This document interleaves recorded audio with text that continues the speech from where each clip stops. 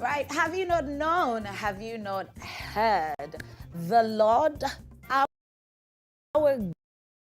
God, the creator of the ends of the earth, he neither faints nor is ever weary. His understanding is unsearchable.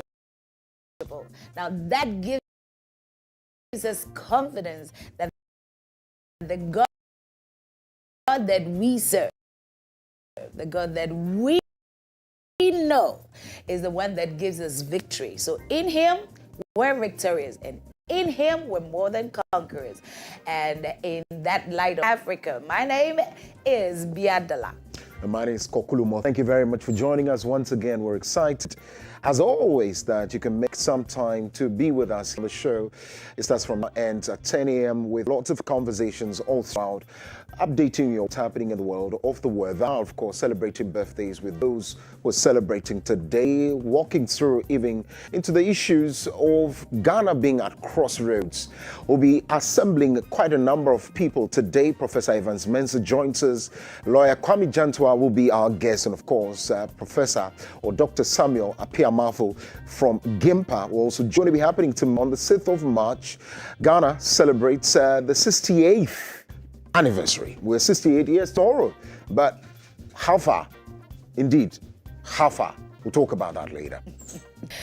I can't wait for that conversation. I mean, you can be, one of the things that actually grows in some people's lives is their age. So it just grows with them, with their body. Every other thing, this is a standstill. Is that the story of Ghana? How do you feel about your 68th independence? Do you feel that Ghana is at the point it should be? And what do you think we can do to make it better? I think you should share this with us on our socials. How about that? So join us on our socials, YouTube, Facebook. It's My Dominion TV.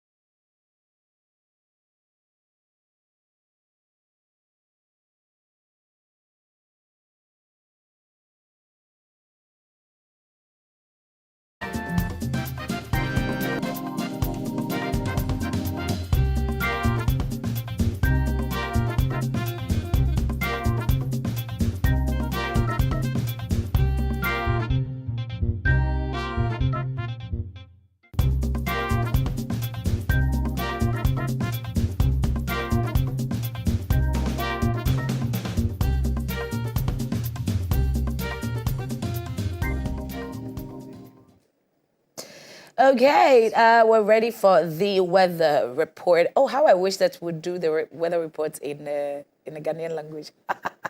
How do you explain rain or sunshine, ndovu, echijaja, and all of that? Anyway, the weather prophet is ready. Good morning, weather prophet. Good morning, Biadela, the precious one. Yes, that's what I was saying.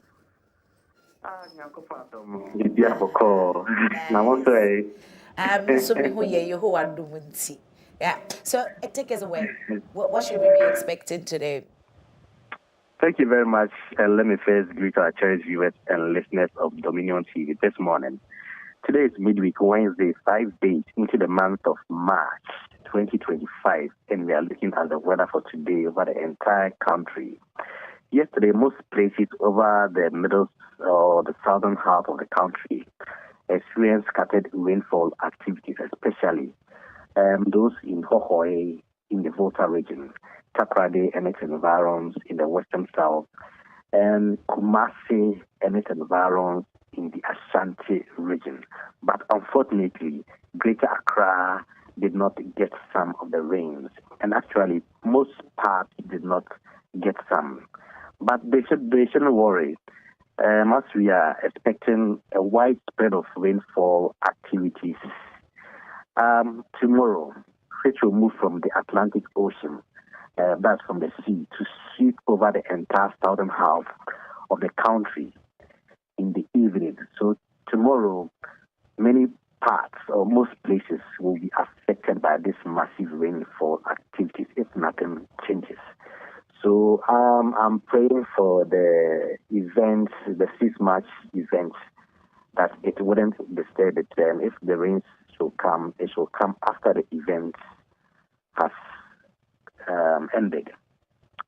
Today, it will be partly cloudy and misty over the southern, middle, and transition sectors of the country in the early hours of the morning. Sunny intervals in the afternoon with isolated thunderstorm activities over the western south, western north, Ashanti, eastern, and part of the transition sectors late afternoon into the evening before after 4 p.m. Parts of the northern sectors will be slightly dry and hazy, while the other parts will experience isolated rains in the afternoon into the evening hours, especially the Savannah and the Upper West regions, since the Harmattan is gradually exiting the country.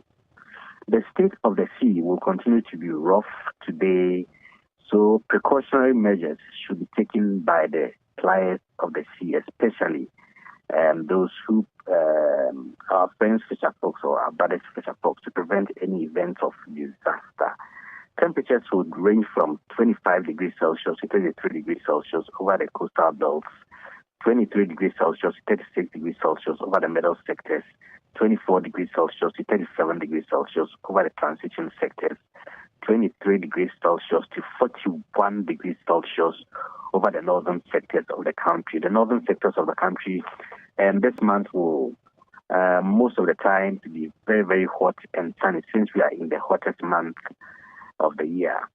So it's not anything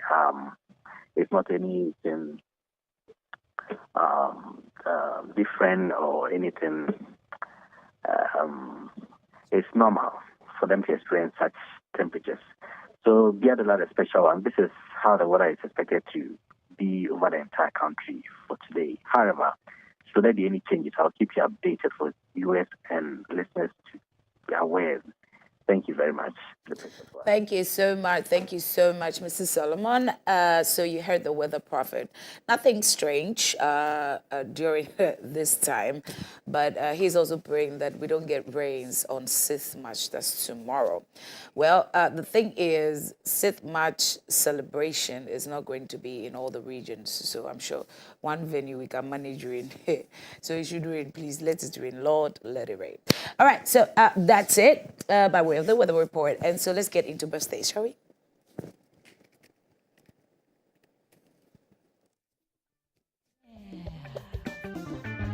It's your birthday. It's your day, one day out of 365. It's your day, one day out of 365. Happy birthday. Ooh, to you. Happy birthday. Yeah. To you. Happy birthday to you.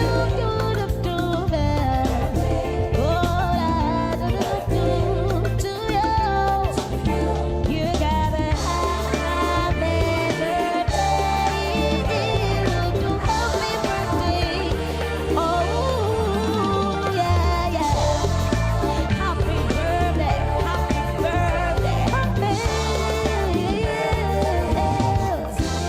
Happy birthday. Yeah. It's your birthday. It's your day, one day out of 365. It's your day, one day out of 365. Happy birthday. Ooh, to you. Happy birthday. Yeah. To you. Happy birthday to you.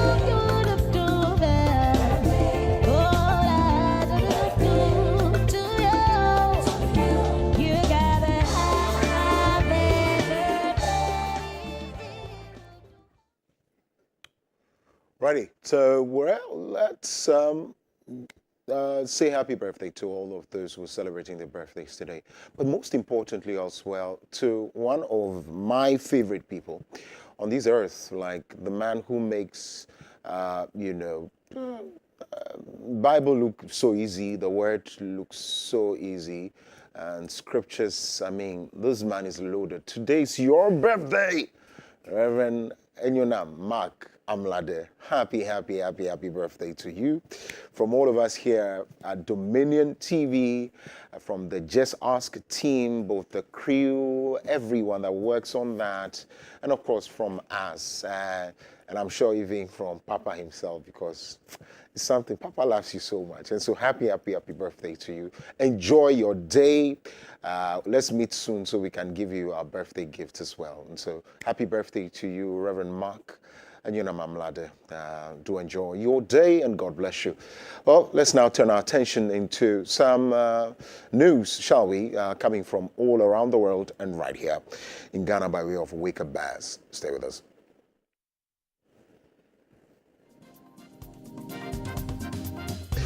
Well, let's start off with our local news here in Ghana. Gifty Oware Mensah returns to Ghana amid National Service Authority ghost name probe. And so the woman has finally arrived. We're told that the NIB has not picked her up for questioning yet, but we're expecting that probe begins pretty soon. Well, yeah, I don't know why this one is she's returned. So it is the results of the probe that I would want to see. It is where, how much money we've been able to retrieve. What's the way forward with all of these? What are the structures put in place that we don't have ghost names anymore? Because that's just ghost names probably for one government or maybe extending to other ones. But how do we fix that problem so we don't see that again? I wouldn't wait for another government to come and say, there's another ghost name in another. No. So those are the things I want to see. Yeah. Well, for me, if the investigations are done and she's found culpable, let's put her in jail. Let her go. So that it serves as deterrence to others. Justice must prevail. And it has to. Young women, young men, boys who just want to be rich, just by all means. Overnight. At the detriment of others. If she's found culpable, let's deal with her. Put her in there so that it serves her generations and the others as well in other places. And that's why Ghanaians are very, very much in love with the Operation Recover All Loot thingy. So the government must do everything in their power to do so. Anyways, that's just by the way. So, Speaker Bavin condemns unsavory comments against Zaneto and others probe. So, daughter of a murderer. Yes. Comment, I don't know. I thought that word had worse things. Why is this one making so much news? Because you used it on the floor of Parliament. Okay. Right? It's unparliamentary. We fight on the floor of Parliament. Yeah, so they condemn it. So you condemn it. Also, you are also talking about a foreign press, whether or not it has been, have they investigated it? Has he been found being a murderer? And why is it that something that happened so long ago in Parliament? Yes. Parliament is not, what's the name? When it comes to numbers, okay, you can't just suppose us with the number of Ghanaians. Even that, we're able to do investigations. So we, as at now, we still can't tell who made that comment. Is that what we're saying? Why are we pretending? Making it look as though we're working.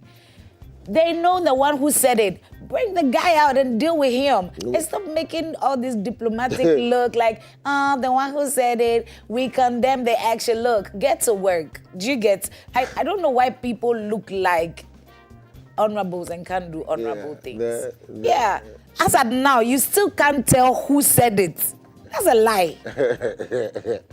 Well, it's obvious that they want to shield the person. It's obvious that they want to shield the person. But again, the actions of the chiefs from the Volta, or the Diaspora Caucus from Volta, seem to be pushing it a bit further. So by this time, they have given the person to now own up, so that he will not Parliament will shield someone who makes statements and then they come back and condemn it. Who are you lying to? Why are you throwing dust into our eyes? And you expect that Galamsey people will be caught and then they will succumb to rules. You don't do the right thing. You expect other people to do the same thing. Anyways, there are things on my mind, but it cannot be said on national television because it is television, is within the ethics of the job. And so we'll keep it at that, ain't it? So if we want, we should DM you. Yeah, DM me for more info. Anyways, still in Ghana, 66 Galamsey arrested in joint operation in Chile Forest Reserve, Atili Forest Reserve. So here we are. The one that was shocking, I hope probably during the news review, be able to get the video. Is it the new one? Yes, where the parliamentary, NDC parliamentary or NDC constituency chairman yes, came through and said he was not informed about the raid.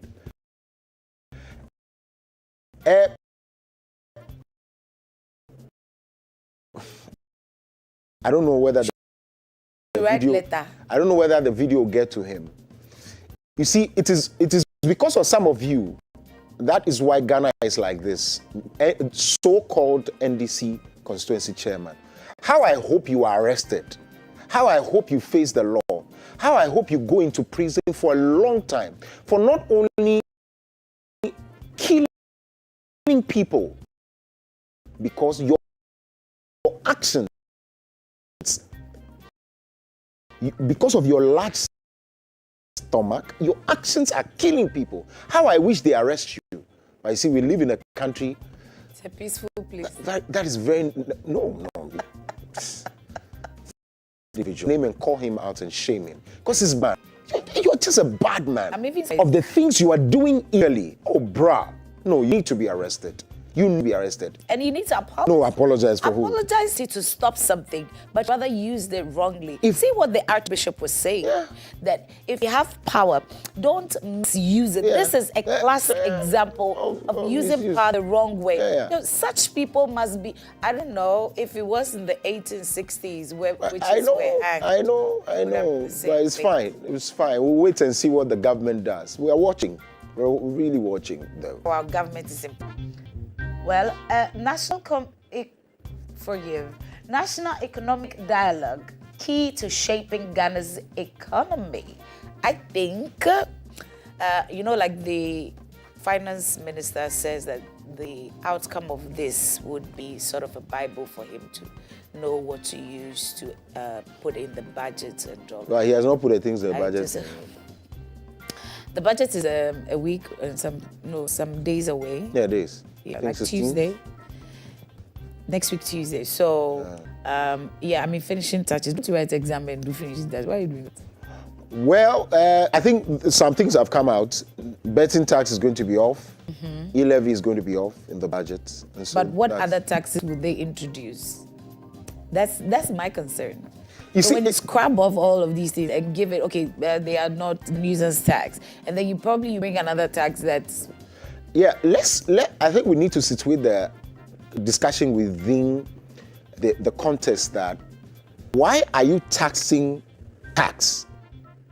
That is what e-levy did, is to say that after you tax where I got the money from, even sending it again, you are taxing it. So that's what made e-levy a very draconian tax. Right. So it's got to be that. As for betting, dear, if you ask me, let it stay. Increase it to 125%. So that these boys and girls, and now women are playing. So that is it now? It's not now, boss. Increase it to 125%. So that when they play it, take it, and so that they owe. The boys should owe. Hey, as well as I was eating a. How can boys get up? Now they are not even chatting ladies. Oh, when you see them on phone, They are busy. oh, they are betting. Wait, should they chat a lady who comes with bills, or rather go and look for money and wait for you to come? Church, we are preaching in church. Yeah. When we are prayer, people are betting. Boys are betting. Yeah. And it's not just. Ghana is 68 years. You are betting in where's- church. It's fine. Let's move on. It's fine. Let's move on. Oh, I'm sad. I'm sad for the pastor who is preaching with the boy not paying attention. Anyway, some of Akufo-Addo's ministers are befriending us to avoid persecution. Gandhi says. I will repeat it again. That the sympathizers of the ruling government, they know this, but I'll just repeat it, that this is just a simple advice. This is what our former president did one day in Parliament. Open your eyes, because what's going to happen is that you're going to find people who are friends. They were friends. They were cutting deals when they were in opposition. They are still going to come along. That is why some cases are going to drag, because people are going to be walking to the corridors of power. Indeed, some of them will even get more contracts than some of you who have gone to campaign out there and all of that. I'm not saying we all must not eat, but some will get, even in opposition, some will even come and sit on television and blast you and still go and get contracts to whatever. Thank you. We go to international news. It's good I wear glasses. I can't do that. You can, if you dare. If you dare. No, I think President Akufo-Addo did it. He took off the glasses before this. You too, you can do it. No way. Anyway. Let's get on to international news. Shall we? Yes. Coco. UK will not pay Rwanda more for scrapped migrant deal. The row continues. UK standing up against the atrocities that Rwanda is visiting on DRC, and so the row continues. The row continues. Yeah, it continues unabatedly. Unabatedly. Anyway. And to a more sad news, 1-year-olds among those raped during Sudan civil war, UN says. The residues. A year old. Not only year old. As for psychological issues, that's on the side. The other one will be transmitting sexually transmitted diseases to these kids. Yes. So if we begin to talk about what is going to happen after these wars, anyways. And that's why I'm surprised that Paul Kagame wants to take this path rather. You want to take this path? You don't know what he did to your country? It's sad. You? Come on. And you see the withdrawal of all these aids and, handouts, so to say. I don't know why it's not sending a sharp signal to African leaders. Vested interest, parochial interest. Right? That's all. So we're supposed to, instead of having dialogues of, looking within, how can we do this? I'm even thinking that by now, some African countries will start to partner and start doing something for themselves. Free trade is there. It's a platform that we can use to trade amongst ourselves. How many countries are doing it? Oh, some of them have. Even Ghana has not even sent. You see, there's a condition here. This you must not come here because we have. Thank you even Ghana that has the secretariat. The secretariat has not sent. That's the English I wanted to hear. Yeah. Anyway, it is what it is.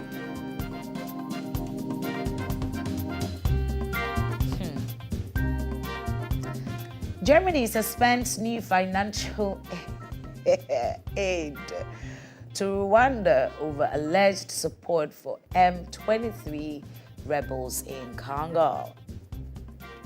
So you sort of are in line or in bed with maybe the devil, and because you would sacrifice that for all the blessings you receive. Is that the situation? He will take decisions on behalf of his people because he's the Vamos in Paris.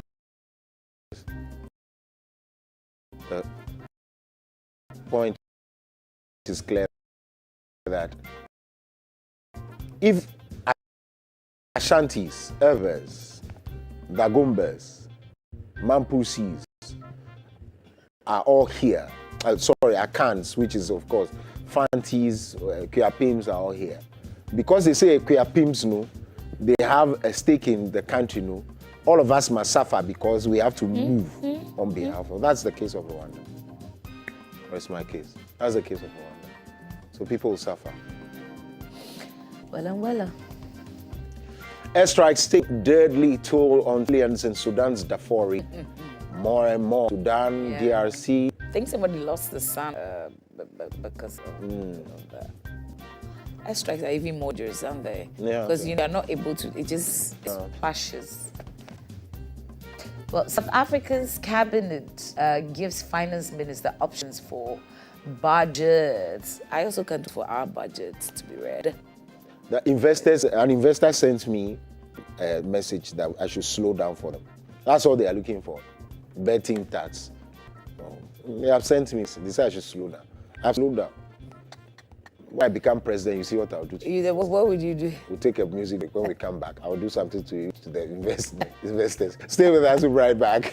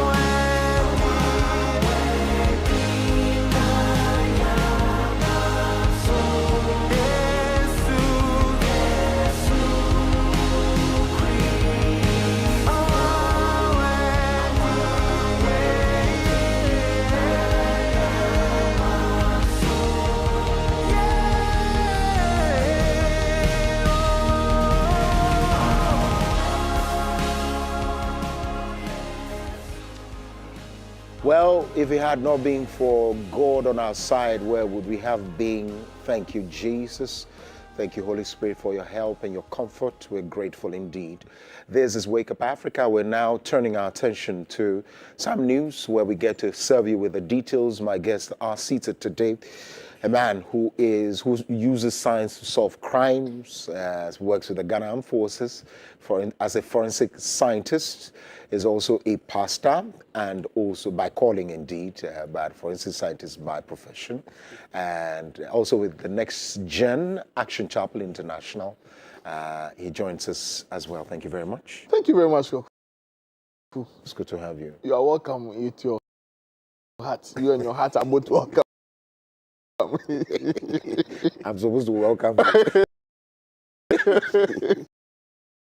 Anyways, also Reverend Xavier Demoji is a clinical engineer, also works with Lekma Hospital, also an assistant pastor at DStv Action Chapel International. We're grateful. Thank you very much. You nearly twinned. Yes. Very nearly so. Nearly. The spirit is one. Yeah, nearly. We are the line, and so we have a WhatsApp group. You add, no, I don't want to come. I don't want to come there.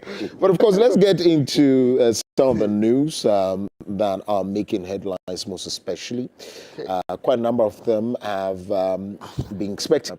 Ongoing, and some of a member of the team of organizers is Professor John Gachi, member of the planning committee, indeed, who has been speaking on the sidelines of that event. He highlighted the importance of the dialogue in fostering inclusive discussions, generating actionable solutions. According to him, the recommendations from the dialogue be integrated into the framework of the National Development and Planning Commission, ensuring their alignment with Ghana's long-term development goals. Let me start off with you, Reverend Xavier, on this particular one. I mean, it's important that we come together, even though the minority has boycotted it entirely. I think they are going to be boycotting a lot of things. The earlier we position minds, the better for us. But we saw a lot of minds, great minds there, from even the former governor of the Bank of Ghana attended, even Polakwa himself, Dr. Polakwa, even Dr. Addison was there as well. So for me, any other person, for me, there's nothing to do with the new Patriotic Party, but can say out, because I feel that PNIM was there. I mean, the major guys were there. Talk to me about it. Well, it's a great dialogue. Because when I watched everything happen, I think that's just that they came up with. They are very strong measures to develop the economy of this country, and it's rather unfortunate that the minority decided to opt out. I don't know their reasons, but these are strategic reasons, platforms for nation building, and their input is also very important, because on the minority side, they also have very strong guys with great academia, great knowledge and input. All the same, looking at the team that came to the forum and some of the ideas they brought up on board, I think these are very good things. We're just waiting for the implementation. It shouldn't just be economic dialogue. We've heard of whatever has happened and nothing happened. So I think the implementation is what is more important. So we look forward for the implementation in the coming days. I see. Well, some of the reasons they cited were as the issue of the revocation of some of the appointments, or if you like, the letters. So that's what I heard Mr. Kojo Nkrumah make mention of. But let's come. Kojo Nkrumah is the one who said that. Yes. He relayed the information. Yes. Oh Lord, this is sad. Okay. Now the issue has to do with, I might not have heard everything. I'm not sure the report is out. I didn't follow entirely through.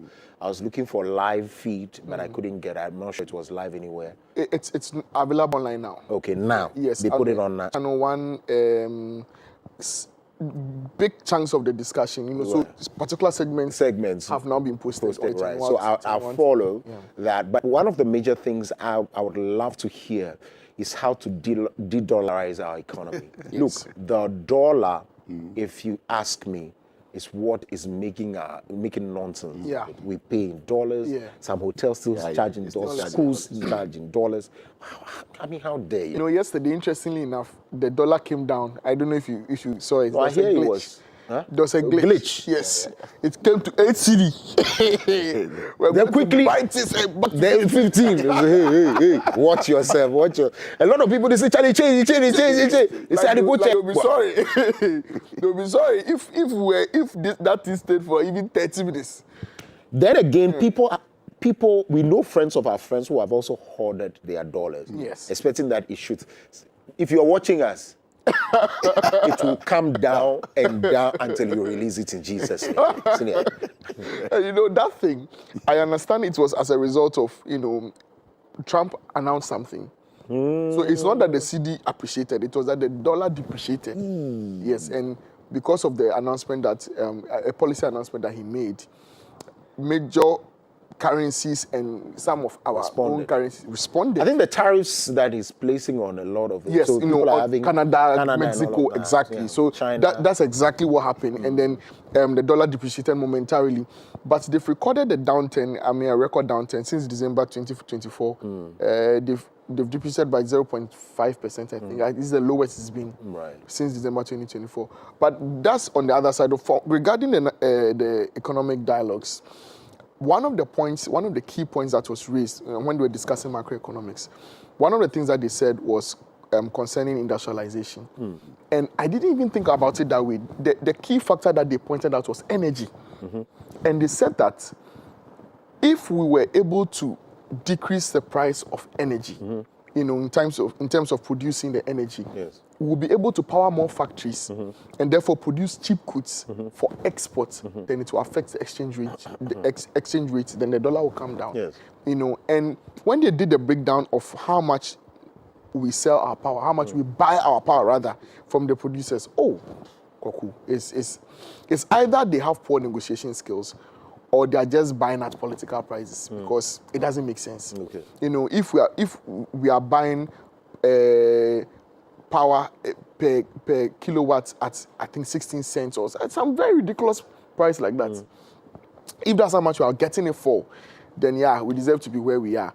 So if we are able to diversify our energy sources, if we are able to get the Bui Dam up, we are able to get the Abuazi Thermal plant up, we are able to scale up all the other energy generation places, and we are able to focus on producing or at least developing the raw materials that we have, the cocoa, the bauxite, the manganese, and even our food products. If we are able to develop it up to a certain point, we'll be able to increase our exports and then the dollar will stabilize. That's the idea really of the, it's in force, only that we don't like to expand, and we don't pay attention to these things that much, because that's what the industrial parks are for. Indeed, that is what the 24-hour economy is for, is to say that bringing a lot of people into the industrialization foundation, of course, then mostly reduce the things they may need. So power is key, secure their place, transport, how to cut goods from one place to the other and all of that. So if these things are put in place, I'm not sure we're going to be struggling anymore. At all. At all. The Ghanaian economy suffering the way it's suffering doesn't make sense. Because Ghana is a relatively small country. Developing a country like ours is not such a big deal. If you look at other countries like Nigeria, like Egypt, like Ethiopia, it's a huge country. Huge. Even a country like Russia has been able to do it. So Ghana is like a state in Nigeria. Let's be serious. The entire Ghana is like one state in Nigeria. So developing it shouldn't be that much of a big deal. So our leaders should really, do the right thing. I see. And let's look at what it is that we are not even able to do as a country. And it is not even widespread. We're talking galamsey right now. It is just peculiar to some regions, and sometimes not even in the entire region. Just something small parts, but still we are not able to deal with it. About 66 illegal miners have been, I'm restraining myself this morning actually. 66 illegal miners have been arrested by a joint military and a police operation at the Tilly Forest in the upper East region. The operation, which took place on Tuesday, March 4th, 2024, was a swoop to end the activities of illegal mining in that forest. The suspects include 2 Burkinabés, 26 Togolese, and 38 Ghanaians. Tilly Forest is one of the biggest forest reserves in the Upper East region, where some of these illegal miners are engaging in and all of that. Right. Somewhere at Anwea or something, there's this the Western region. They were told that, I don't know if that's where the NDC chairperson said. Yes. That's precisely the place. Right. I had some relatively strong words for him. Earlier. No, earlier. I said it's you see, when I read the story, I was asking, even foreigners are doing. Yeah. I'm saying. But they are the 26.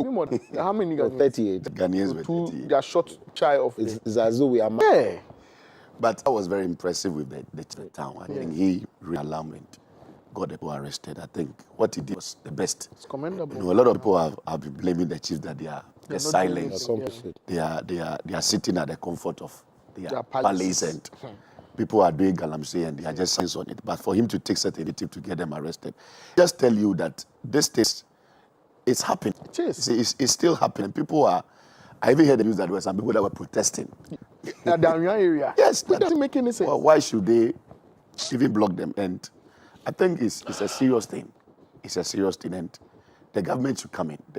I think some of the things that they are putting in place is just too soft to me. Some of the measures they are taking to curtail some of these activities. I don't know why, because sometimes we've had escalators bent. Yes. Confiscate escalators, and that thing is still happening. So there is it's a serious thing, because if you look at the way these are water bodies have been destroyed, and the vegetation now, the reserves is where they are even targeting. So it's a serious thing. I think there should be a holistic approach to.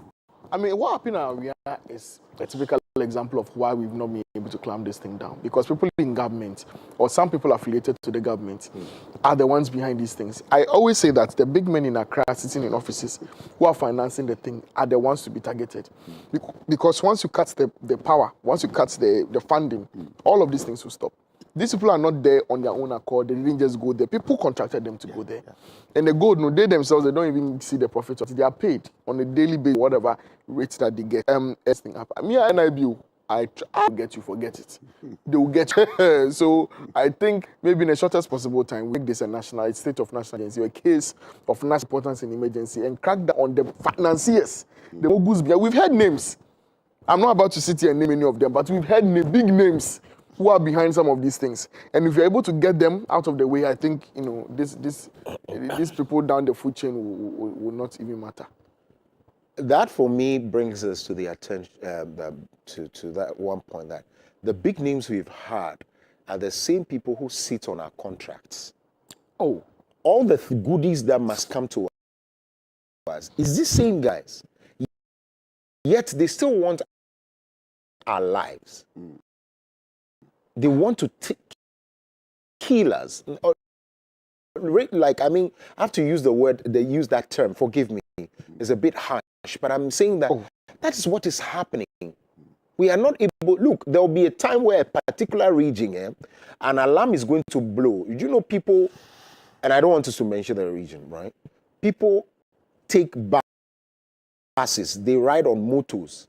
They take flights to just go and eat fufu in that particular region and come back to base.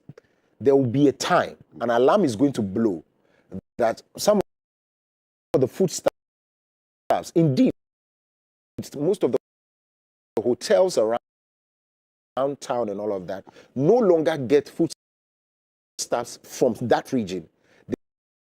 They get it from neighboring countries like Togo and the rest. Because they have destroyed the farmlands. Exactly, with galamsey. And it is said that if you use it, it could affect you. Oh yes. Because of the heavy metal seeping into the soil. Exactly. Substances. So that is where we are as a country. That is where we are as a country. I don't know why the people in power don't see it as a key. Even the people in that region, the people in that space. You know, for you to mine, I remember one of my lectures in Masters, Mr. Taki, he was the chief forensic scientist at GSA. I think he's retired now. He was telling us that when Newmont was going to get their permit, just a simple permit at one feasibility study, and do the thing every 10 years or so to gauge initial studies, out what metals are in the ground, what the effects of it, how it affects the community, and so on and so forth. In various ways, so they are destroying water bodies. They are going to be affecting future generations in ways we cannot even begin to describe. Already, we've seen informations because the water babies who are born without limbs, who don't have anything to do with our lifestyle. So even if it is just one person, it's innocent babies. Exactly. It's not on. We won't take this. If the president cannot deal with this, allow the UN whatever to come in, declare a state of emergency. The Emergency Powers Act 1994 is there. Declare it. The sad thing that the perpetration of this crime, we've had a lot of people being arrested. Yeah, you see, when people are arrested, 66 people, they'll be released. And go backwards. Anyway. Let's go to another alleged crime. Former Deputy Director of the National Service Authority, Gifty Mensah, has returned to Ghana amid ongoing investigation into ghost name scandal at the NSA. Reports indicate that Mensah, who had been in the United States after the elections, arrived in the country on Tuesday afternoon. Was met at the airport by some family members. Well, obviously, quite a number of people around the National Service Authority have been detained, picked up and detained, and some of them released as well. Let's come to the issue now. What's your thoughts on this? Is it that open-minded? Yes, please. Okay. So, the NSA thing that we are talking about, it seems people don't really get the depth of it. First of all, there are 5 people who have been in charge of the NSA over a period under review, where this fraud committee. There are 5, I think, on Hijan, Isibe, Suman, Mustafa, and then one other man, Nanabi. It's Nanabi. So these are ones who have been in charge of the NSA. And that 81,000 ghost names that we saw was only for 2024, 2025. In 2018, and again, they report one figure to the public, and then they report another figure to Parliament to get the funding. So for instance, in 2018, 2019, what they told the public was that they were deploying 85,708 people to National Service. Then when they went to submit their reports to Parliament, they said they were deploying 135,603. So the money that was released was for 135,000 people, when they told us that they were deploying only 85,000. Then the following year, 2019, they told us they were deploying 77,000 and reported to Parliament that they were deploying 114,000. It goes on and on and on. In 2020, they said they told Ghanaian public 86,000. They told the Parliament 125,000. 2021, they said they were deploying 81,000. They told the Parliament 110,000. And so if you compare all the difference, it is well over 200,000 names that they added. And each national service person from that time till now took an average of 600 cedis, average. So multiply 600 cedis by, that's where we get the figure 2 billion from. In excess of 2.1 billion Ghana cedis. So respectfully, she's welcome home.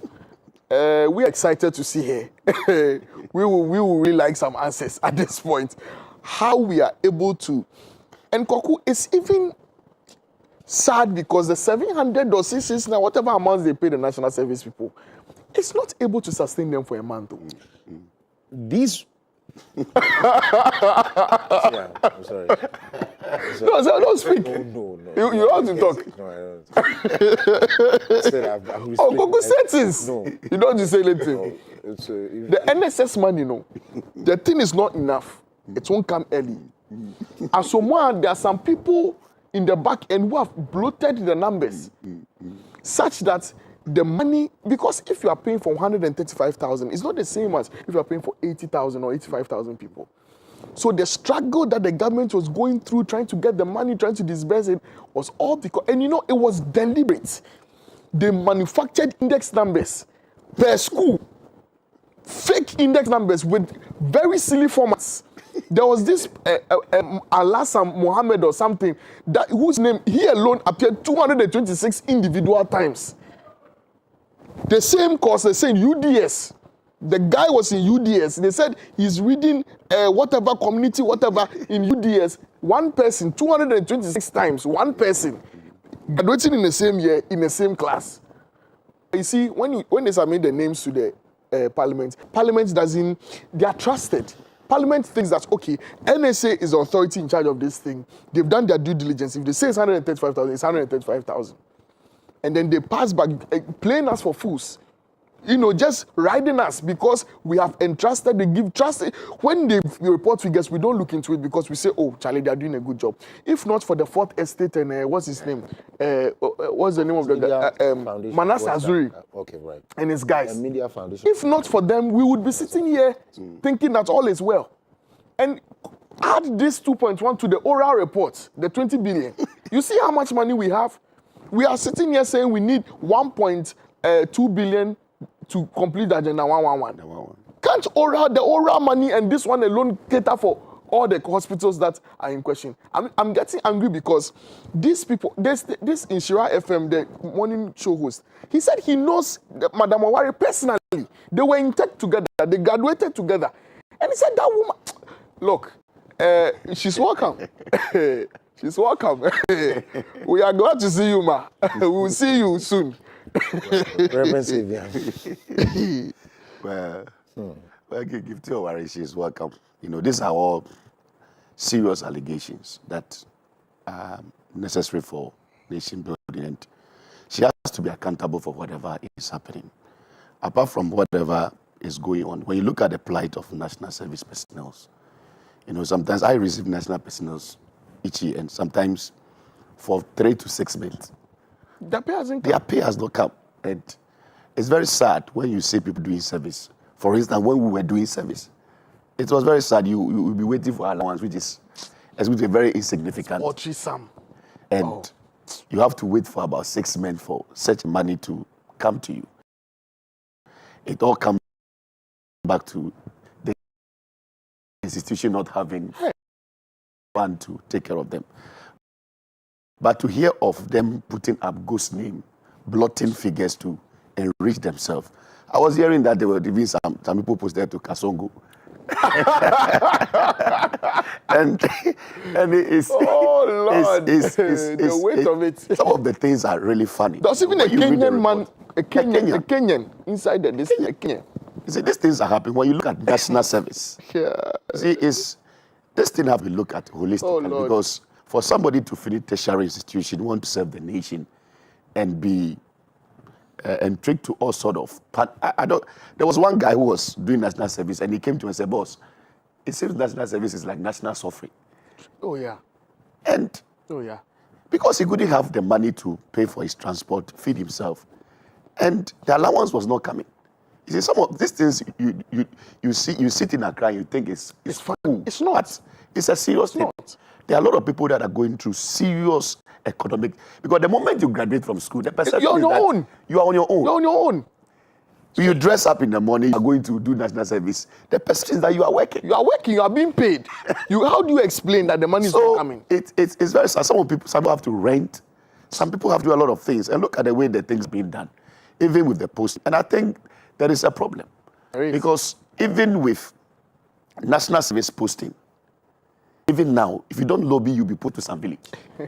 You will not even be the place that expect me to say that you require some sort of training.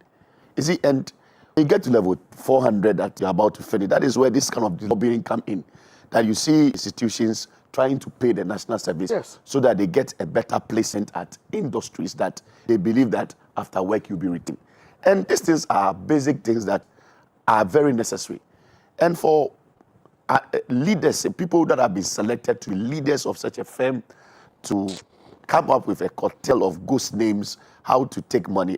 I'm not accusing them, but they should be able to I'm justify accusing them. whatever allegation that has been leveled against them. My angle is just simple, that they said some family members had gone to welcome her at the airport.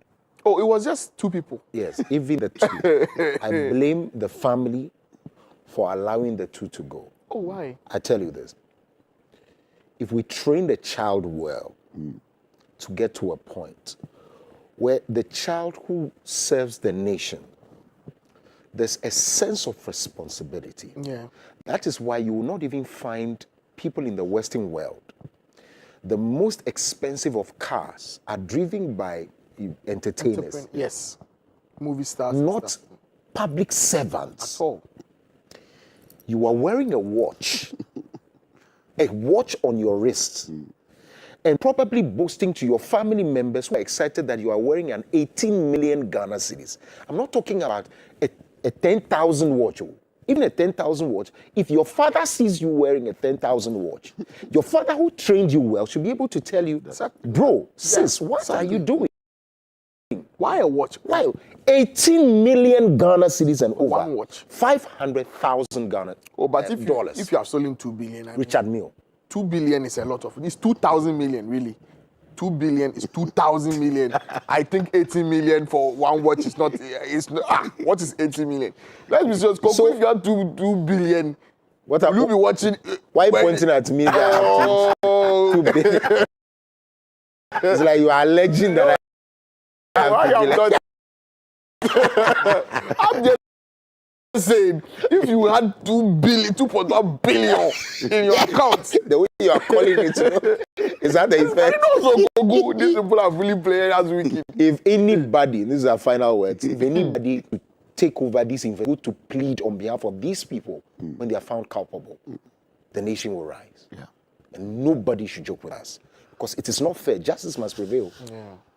Final words quickly, in about a second. Well, to me, I think if you are selected as a leader of an institution, you see, let me just be a bit fair to the leadership, because who knows that some of these things were done at a blind sight.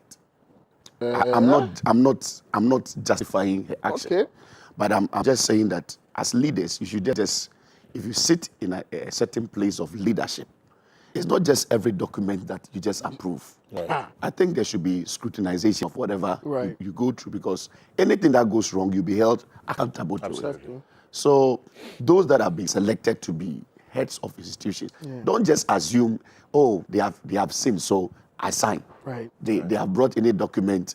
Oh, how is it? It's fine that you just sign as a boss. It can lead to some of these things. Who knows if she has really looked at some of these things? Yeah. She could have noticed. I'm not saying that she doesn't know of it, but if you are a leader and some of these things happen, whether you are aware or not, You are the one. you are the one who is in charge. Right. So leadership should be really accountable Indeed. for some of these things. You know, one of the Archbishop's emphasis is Just leadership. okay. One of the main reasons he started Next Gen Church is leadership. And the fact that we don't have enough Christians in leadership. The people who go are one way before they enter, they're another way by the time they come out. You know, and so this is an urge to my people, Christians, and the young people like me. Trying to, staying out of politics because you're a Christian is not, I can't see what part of the Bible you're quoting for such an action or activity. People like Daniel and Joseph were in political office. Yeah. People like Joseph of Arimathea, they had political experience, and they were able to use that for the benefit of the kingdom and the country. And again, if these people were a certain kind of people, if they were Christians, so to speak, in the true sense of the word, some of these things will not go on. So Christians should get into politics, and we have to be serious to build a nation. When you go there, be serious indeed. Thank you very much. You're welcome. That's Pastor Bernard Adi, Pastor Badi of Axe Badi podcast. He's also a forensic scientist and a pastor of Next Gen Action Chapel International. Of course, an assistant pastor also with the tertiary branch of the Action Chapel International, who is also a clinical engineer, a Reverend Xavier Demoji. Thank you very much, guys, for joining us. God bless you. Well, stay with us. We have a lot more coming up right here. We'll be back.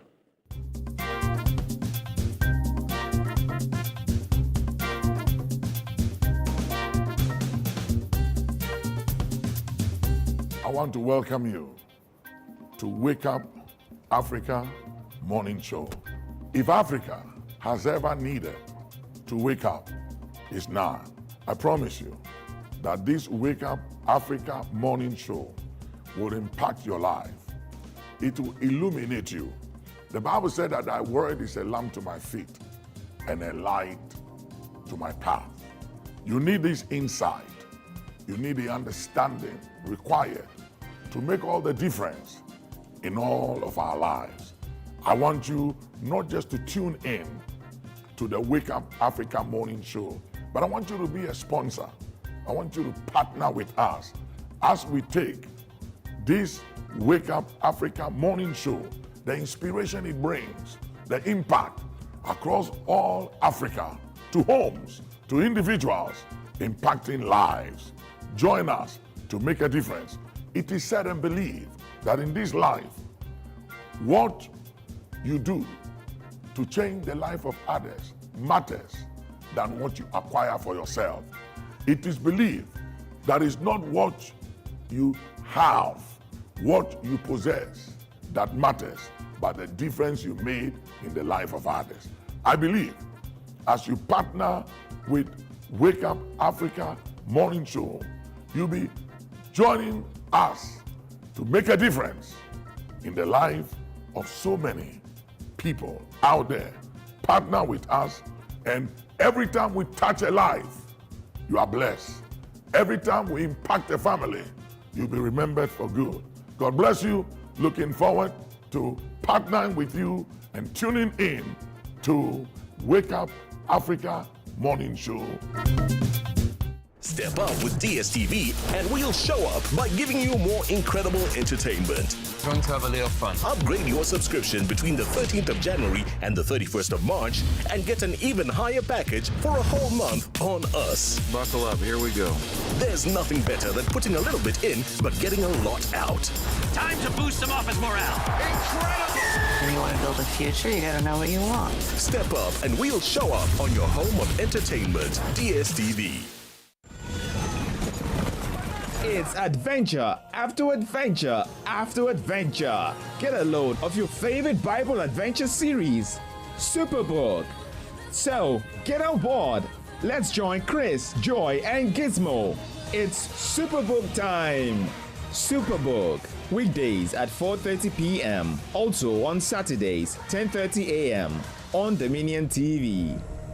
We just go around just making statements that are not even biblical. God reveals to redeem. It's not in the Bible. God reveals so we can walk, so we can enforce the word of God and the scriptures over the enemy's intent. Any hope and expectation the enemy has concerning your family and your loved one, by the eternal blood of Jesus, we override that hope. We override that expectation. Put your hands together and override it. The Voice of Inspiration, weekdays and Saturdays at 8:30 p.m. only on Dominion TV.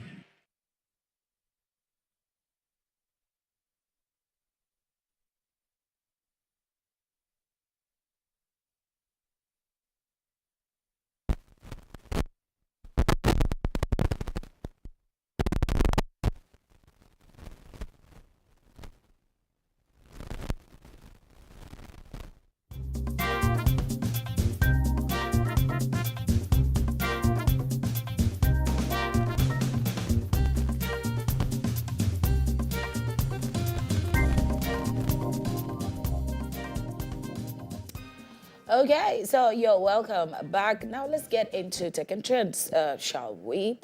We're going to be having a financial discussion, okay, this just after this tech and trends. You want to know what to do as a Christian in business. If you listen to the comment of Pastor Addy, the last ended edition of the review, he says that Christians can also make it, in government and politics, just with the right mindset. And so let's get into tech and trends. Then after that, we can get into some finance, shall we? My girl, Steffi. You know what time it is? It's the Tech and Trends segment with me, your host, Stephanie B, right here on Wake Up Africa.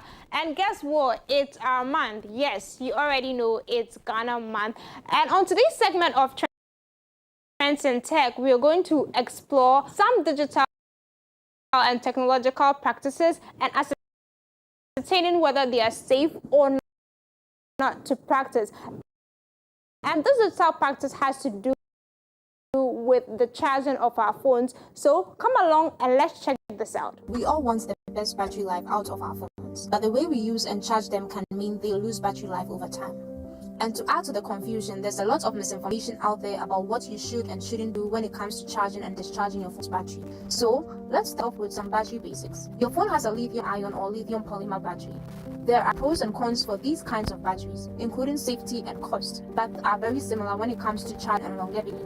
Neither starts from the so-called memory effect, meaning if you always charge to say 60%, then eventually the capacity will decrease to this level. The memory effect has been seen to a limited degree in some lithium-ion cells, but at least it's much less prominent in this kind of battery compared to older types of battery with nickel-cadmium and nickel-metal hydride. For these older batteries, you always want to ensure you deplete it fully before recharging and always recharge it to 100%. With modern lithium batteries, in a weird way, actually the opposite is true. Because of the chemistry of these batteries, you want to minimize the amount of time spent with either very high or very low capacity levels. The truth about this and all kinds of battery degradation really is that you only really see the difference this makes over years of use. But hopefully you are planning on keeping a new phone for a couple of years anyway, so you want to make the most out of your battery. That's not to say that having a phone battery at 100% some of the time is bad. Your battery is there to be used after all. But if you're constantly charging it from 80 to up to 100%, it's going to age faster than it would otherwise because of the strain this puts on its internals of the cell. That's why some recent Android phones like the Asus Phone 7 Pro actually gives you a score for your charging habits, so you will know if it had helped to make some changes. And in Asus' latest gaming phone, the ROG Phone 3, there's even an option to have the regular charge limit at 80% because that phone has a ginormous 6000 mAh battery. So probably you don't always need that full charge to get through the day. Other brands like OnePlus have software features that learn when you normally wake up and make sure to only charge the final 80% when it's actually needed to leave you with a full charge in the morning. It's a really nice balance between battery health and practical use. Overnight charging is actually a really interesting point here because obviously charging overnight risks your phone being at that less than ideal 80 to 100% range for longer. That's even more true when you consider fast charging. Now, fast charging can already age your phone battery more quickly because of the heat it produces. The faster you charge, the more heat, and high heat is bad for lithium batteries. So most fast charging systems have a way to cleverly dissipate the heat and only charge at full whack for the first 50% or so when the battery can cope with a bit more easily. The best kind of charging isn't fast or slow, it's smart. And like I said, we're already seeing many Android manufacturers bring its smart charging systems to limit the amount of time your battery spends in that critical 80 to 100% range, or where it's plugged in and still charging at 100. Finally, we should talk about wireless charging a bit. Wireless charging is less efficient and produces more heat than charging over a cable. And as we've already seen, heat is the enemy for long-term battery health. That's why most fast wireless charging systems like OnePlus and Huawei have built-in fans to keep things at a reasonable temperature. Still, if you're going to charge wirelessly, slow opportunistic top-ups throughout the day are the best. And for the reasons we've already talked about, if you've got a wireless charger on your desk for quick top-ups throughout the day, it's best to not just have it sitting there all day at 100%. Hopefully, you found some tips in this video that will help you make your phone's battery last a little bit longer until we discover some newfangled battery designs that help us move past the limitations of lithium-ion. Moving on and still staying in tech, we are going to explore some softwares that will help us recover our data. And when I refer to data, I do not mean data bundle. I mean data in terms of our files and information. So let's check out this video and gain some insight on how to recover our information. Data loss can strike when you least expect it. Whether it's accidental deletion or a corrupted drive or a sudden system crash, it's frustrating. But the good news is that with the right data recovery software, you can restore your files quickly and easily. Let's dive in and find the perfect solution for you. Ease Data Recovery Wizard, a powerhouse in the world of data recovery. Ease supports recovery from a wide range of storage devices, including hard drives, SSDs, USB drives, memory cards, and even lost partitions. It can recover over 1,000 file types, ranging from photos and videos to documents and emails. Its versatility makes it suitable for both personal and professional use. One of EU's standout features is its ability to recover data from formatted or corrupted drives. The software's advanced scanning algorithms ensure a high recovery rate whether you are dealing with accidental deletions or more complex data loss scenarios. EaseAds also offers a free version that allows you to recover up to 2 gigabytes of data, which is more generous compared to other free plans. Upgrading to the Pro version unlocks unlimited recovery and additional features like bootable media for recovering data from crashed systems. Whether you are a tech enthusiast, a professional, or someone who just lost important files, EaseAds has you covered. Features include partition recovery to retrieve data from lost or deleted partitions. Deep scan mode for thorough file recovery in complex scenarios. Recovers data from external drives, SD cards, USB drives, and RAID setups. Emergency bootable drive to recover data from crashed systems. And a user-friendly interface for easy and quick recovery or tackling more complex issues. Protect your files, safeguard your memories, and stay prepared with the best recovery software. And this is all the information we have for you in the world of tech. And now we're moving on to the world of music. And since we happen to be in the Ghana month, we'll be going down the memory lane and exploring some exciting music that were classicals back in the days. And first off, we'll be starting from Noble Nketia, and he titles this on Wasembi. Let's take a listen.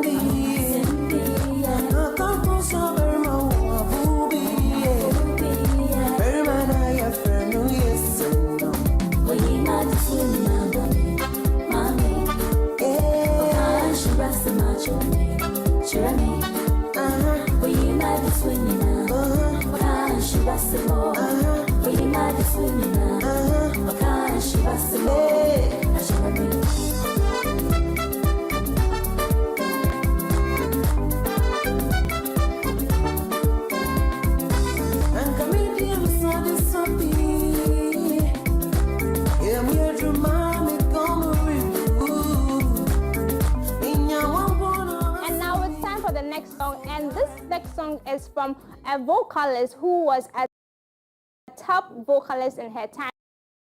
She claimed awards left, right, center. And she's in the person of Esther Smith, and she titles this one Onyami Egoma Wusu.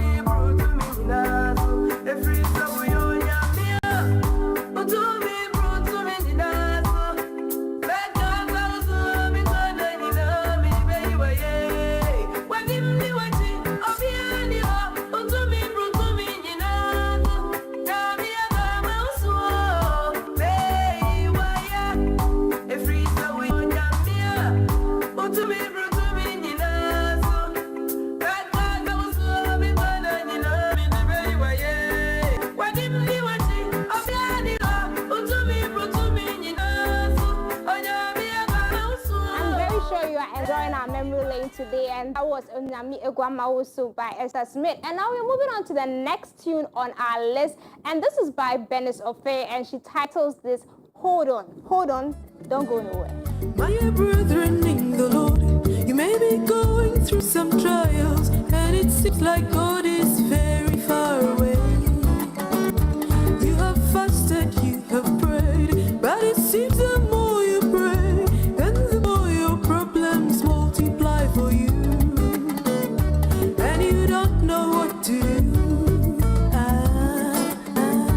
But I have some news for you. That is God whom we serve. He never lies, he never fails.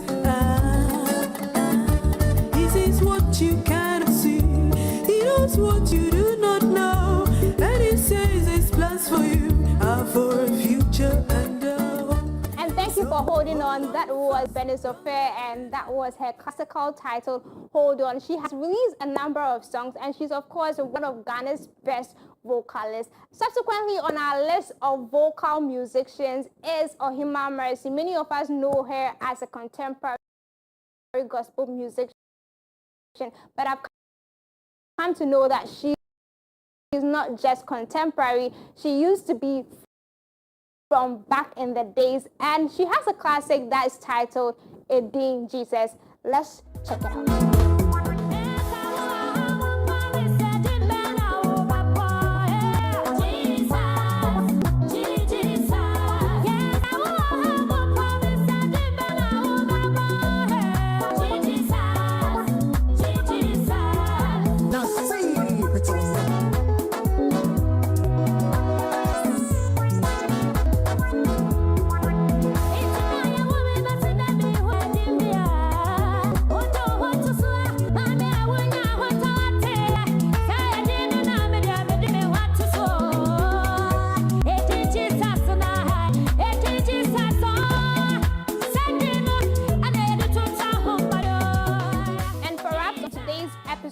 of Tech and Trends, we bring you DSP Fisapon, and he features the record producer and musician Nasi on this, and it's titled Ayeyijum. Let's sing my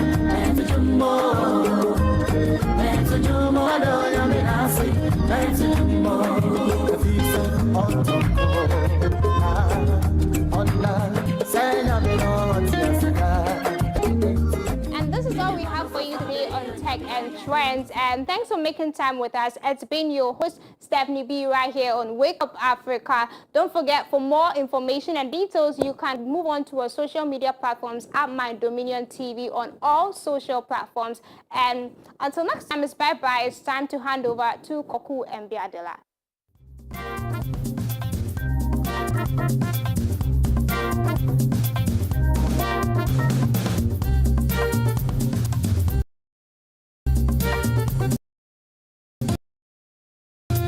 Those old musics, right?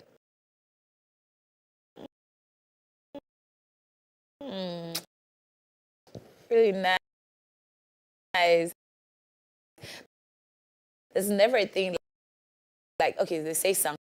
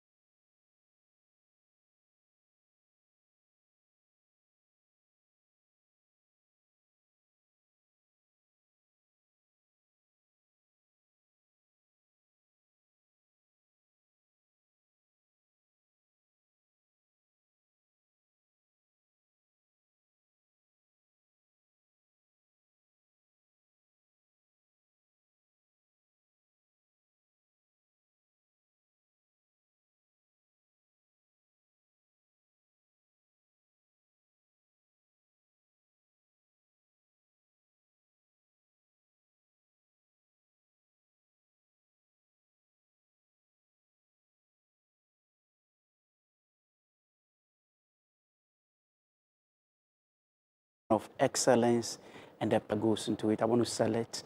I want to congratulate and really appreciate the team, both the front line and then the back. See that you're doing a great work, powerful artworks and all that. Anyway, so yeah, the last you said, God's desire is for every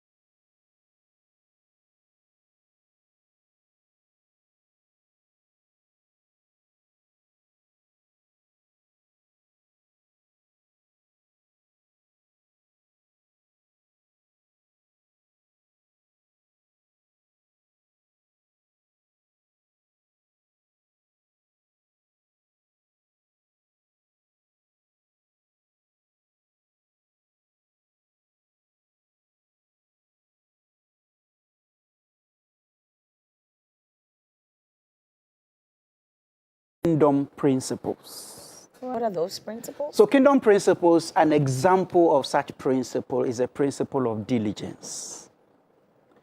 Proverbs chapter 24, 30 to 34, Proverbs chapter 6, verse 6 to 10, Proverbs chapter 12, verse 24, they all talk about hard work. Proverbs chapter 10, verse 4 and 5, it talks about hard work. When it comes to the principle of hard work, nothing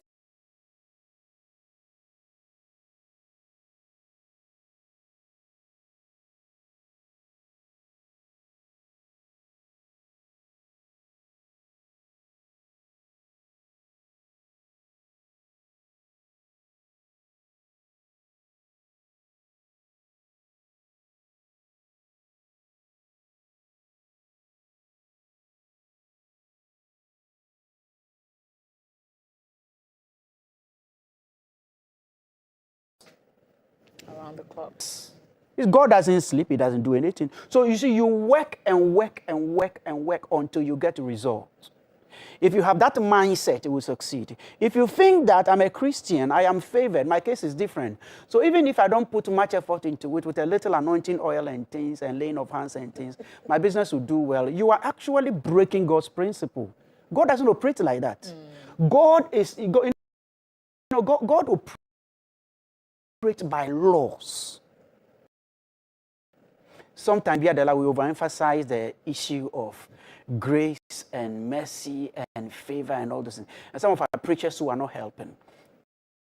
But with the nature of God and how God operates, He wants things always done properly. Ordered. And when you do it properly, you get the result. So number one is the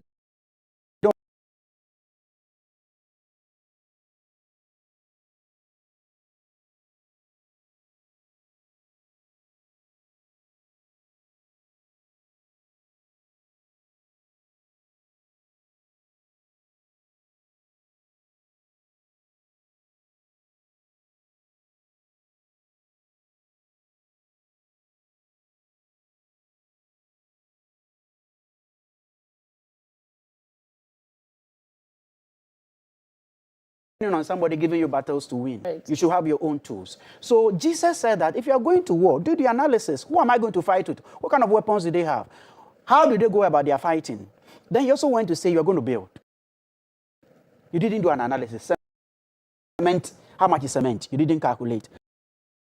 Iron rods, you didn't calculate. How many plywood when you didn't calculate. Then just rushing because you have received a prophetic word that you are going to build. Then you just go and take all kinds of money. And then you get to the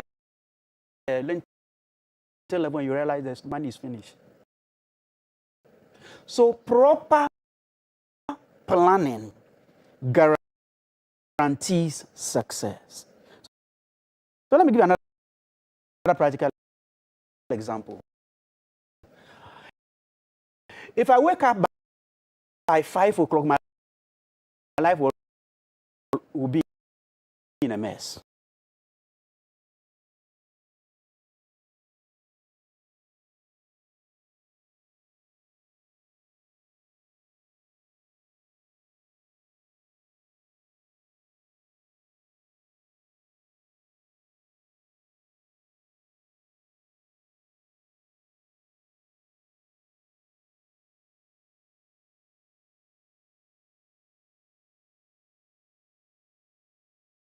Number two, after talking to God, what to get your salary increase?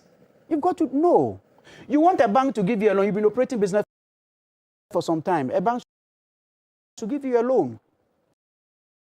Where are your records? Where are the bookkeeping?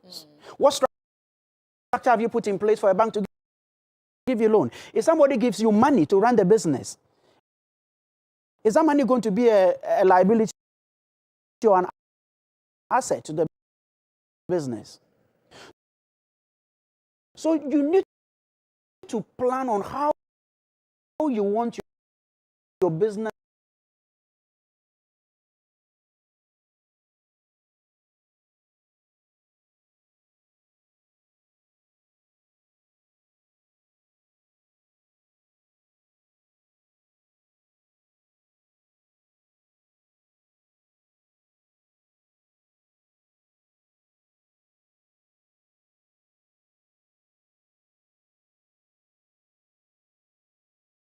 professional consultant. I see. If you're a business person, a Christian entrepreneur, and you are running the business without an advice from a professional, oh, there's little progress you can achieve.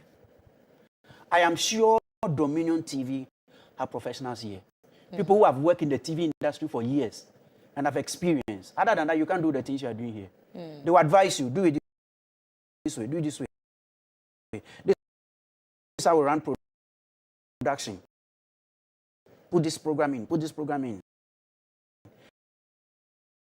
Every business, a lawyer.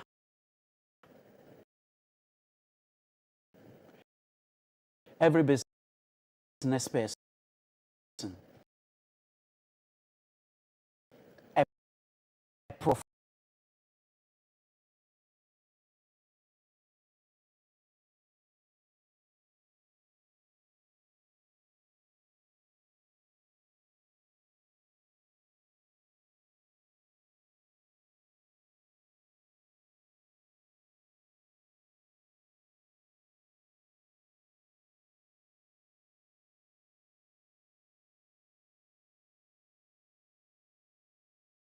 That is looking at growing. One of the basic things they should be looking at even before they start to consult somebody else. Yeah, so a small business that is growing, like I said, you need to have your own plan. Usually before you start a business. Right. You need a business plan. A business.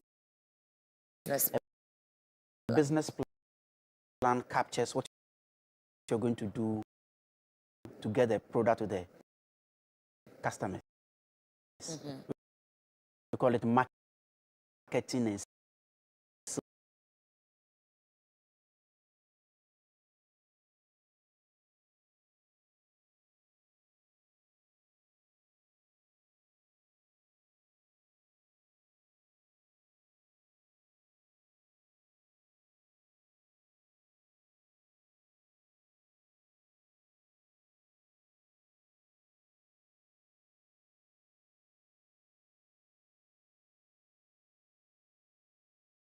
Another strategy you could use, plan the business weekly. So for instance, I'm selling clothing, like you said. This week, how do I intend to promote my business? I want to run a Facebook ad this week. I'm investing this amount of money, and I'm envisaging that with this 300 Ghana cedis, I want this amount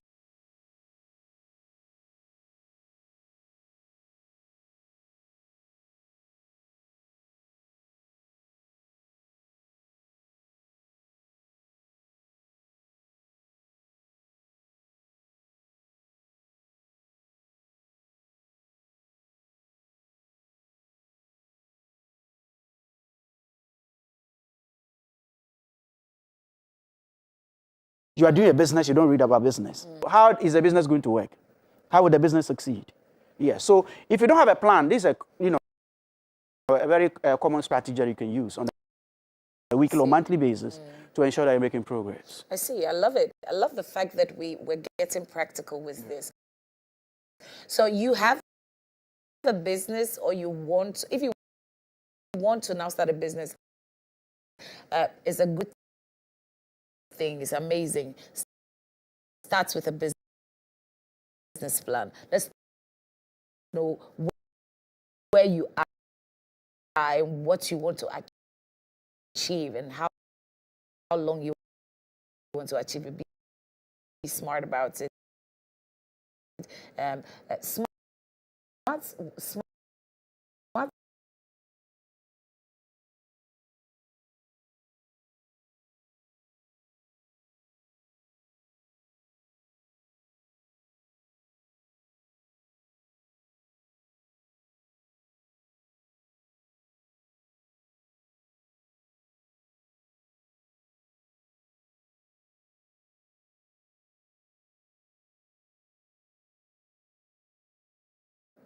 preach. Alphabet, Tesla, what are the companies? Global companies. Wells Fargo. Yeah. Whatever the big banks in China, UK, and all, Uber, and all those. The highest level is a spiritual warfare. Yes, that is why business people like consulting. You are aware. They go to the juju people, the malams and things. The business people are always chasing the prophet. Some of them will bring them to the office, come and pray and all that, because business is a very spiritual game. Time will not allow me. I'll give you a series of examples of what has happened to people who are operating businesses. Somebody just came to plan something there. You went to the office the next day and said, accountant, no, what happened? The accountant has just fallen down, you can't walk again. The CEO has just fallen down, he was rushed to hospital, he's dead, whatever. It's a highly spiritual game. So some Christians go into business and they say, okay, this is business. Let's put God aside. Let's just do our business. We are looking for money. That's a wrong approach. The Holy Spirit will direct you as to, let's say you are starting a business. The Holy Spirit can direct you as to the kind of product to sell. Yes, you want to go and probably sell clothing. The Holy Spirit says, no. If you go into packaging fruit juice and doing distribution, it will do well. Better, yeah. Because there are these people who are doing it this way, but when you add this to yours, yours will do better. And it can be a breakthrough idea. So get the principles, get the planning, do the consulting, get to a lawyer, get to an accountant, and all of that. But the icing on the cake has to be the Holy Spirit. Yes, God must lead you daily. I mean, I remember many years ago, I was working with a company. I went to the Central Business District of Accra. I wanted to go and visit a particular company. That was my agenda. I got to somewhere around where they have the World Trade Center. Then the Holy Spirit whispered into my ears, I should climb up the building and go to a particular office. It was not part of my plans for that day. We had the Latuka Senshaw. That day, the chairman of the company had traveled from the United States and was in the building. It was a magazine. He saw my magazine. He says he wants his company to be advertised in the magazine. And we worked for that company for about 3-4 years. Big breakthrough for the company. So God can lead and direct you, the product to sell, even sometimes a marketing strategy. God can give you an idea of how to promote your product. Because you're not the only person selling it. But sometimes an idea about even marketing strategy, it will work so perfectly. Not just that, recruiting people. Sometimes God can just tell you, that guy in the corner there is sabotaging the business. Sack him.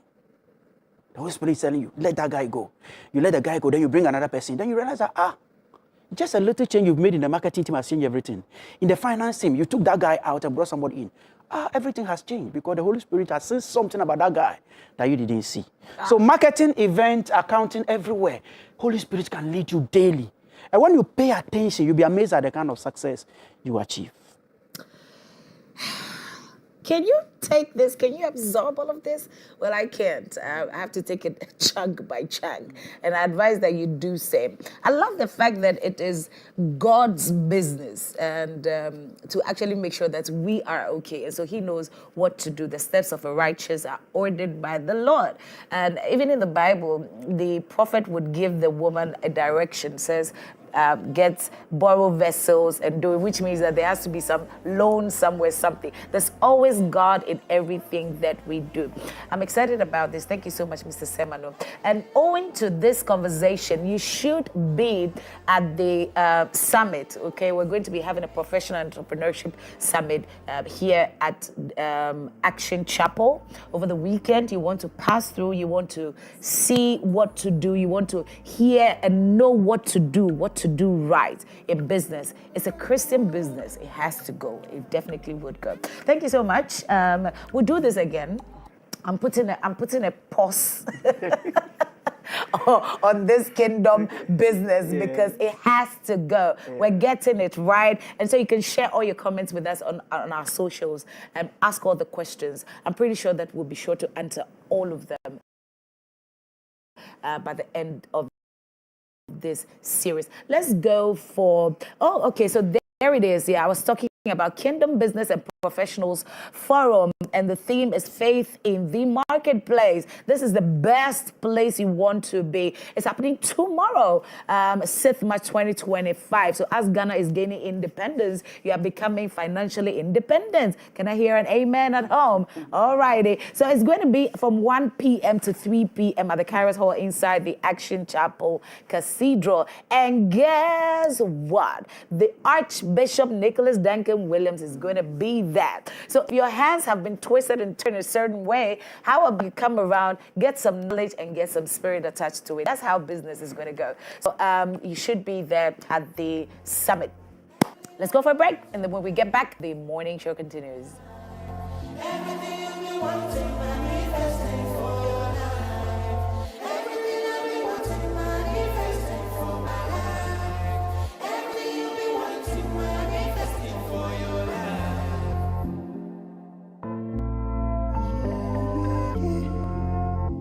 Some Duke on the vibe.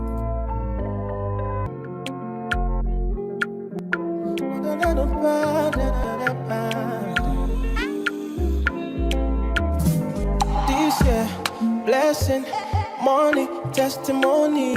Go to follow, you they go. This year, good news, giant, plenty money.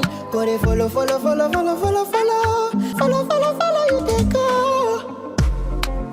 Everything I've been wanting, manifesting for my life. Everything you've been wanting, manifesting for your life. Even before you call, you don't answer prayer. My papa, you too shy, you don't fit for your hand. Even before you call, you don't answer prayer. My papa, you too shy, fit for your hand. Everything I've been wanting, manifesting for my life.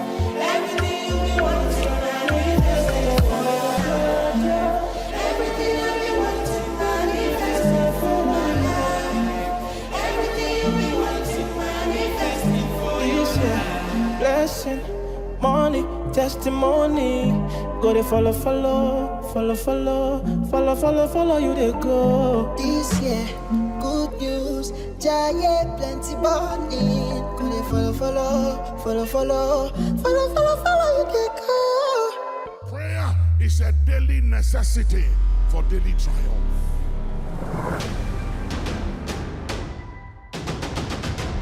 Africa, we must unite. We are getting Abrahamic rewards, but we are running away from Abrahamic responsibilities. Where should Africa sit and stand in this new world order? Africa has the youngest, fastest growing population. That's a blessing, but it's also a challenge. Yeah.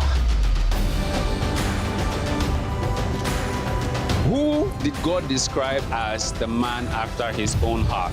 David. Adam.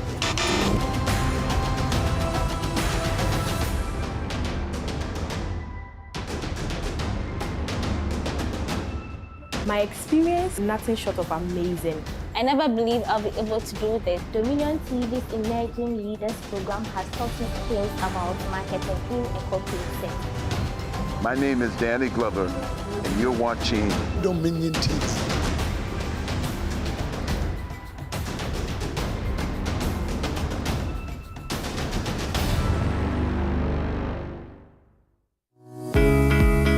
Every morning begins with you, your routine, your goals, your journey. Get ready for the day with us by your side. This is Wake Up Africa, your inspirational morning ride. We bring you the energy you need, the insight, and the motivation to kickstart your day. Wake Up Africa is here to connect you to the latest news, your front row seat to all the sports action. Get moving with us for a healthier you. Wake Up Africa gives you daily forecast, keeping you prepared for whatever comes your way. Join us each morning as we start your day together. My name is Kokulumo, and welcome to Wake Up Africa.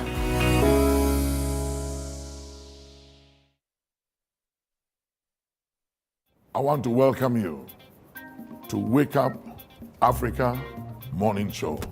If Africa has ever needed to wake up, it's now.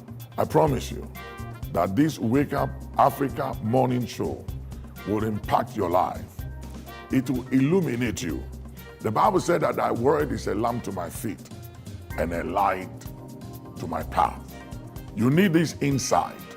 You need the understanding required to make all the difference in all of our lives. I want you not just to tune in to the Wake Up Africa Morning Show, but I want you to be a sponsor.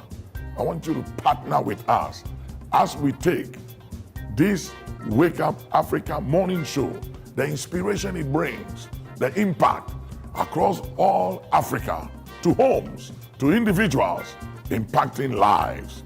Join us to make a difference.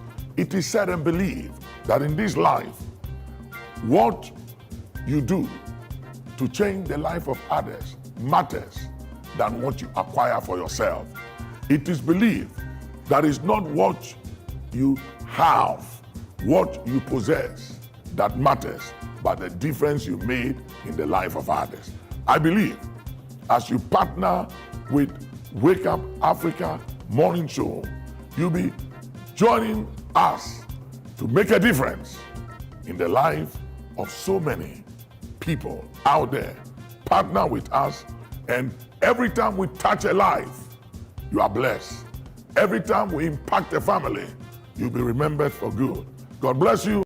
Looking forward to partnering with you and tuning in to Wake Up Africa Morning Show.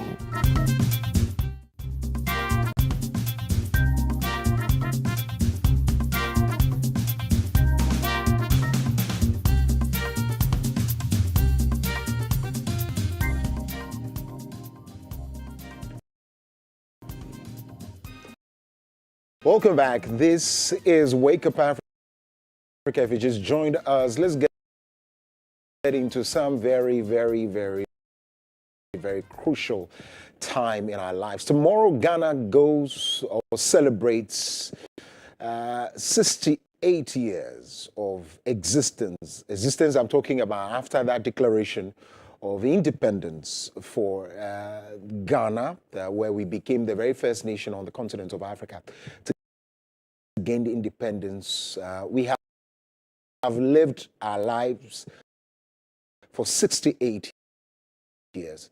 The question we're asking today is, how far have we come? Indeed, we've come from very bright days to very dark days into what you will describe today as an economic abyss.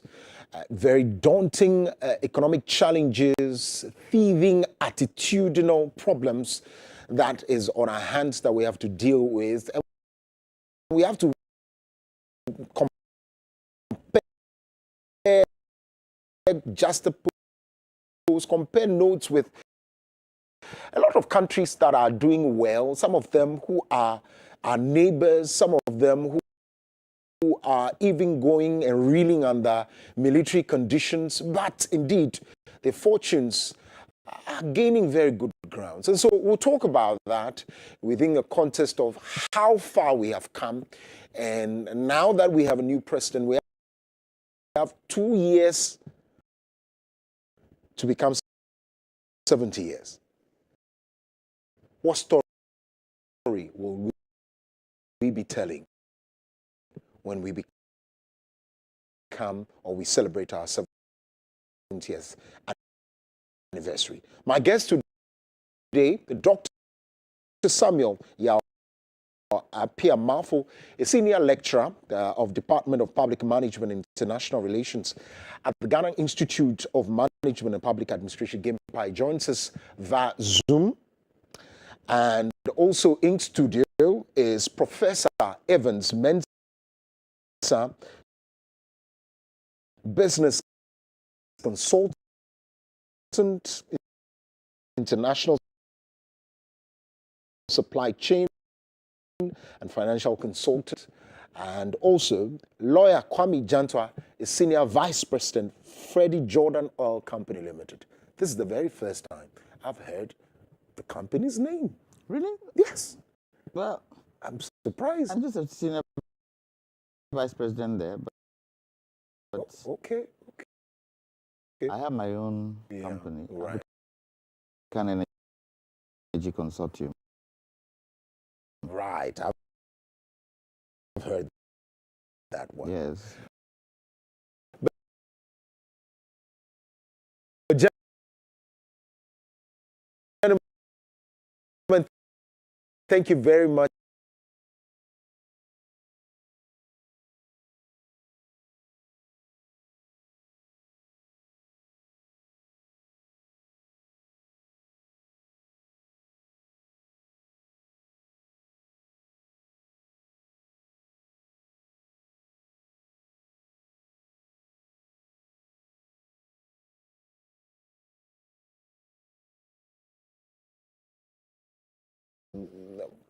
Stopping now and regional celebration of that. Why have we spent money, whether vicariously, whether indirectly, whether directly, to be able to build a Hajj village? But take a watch, we'll come back.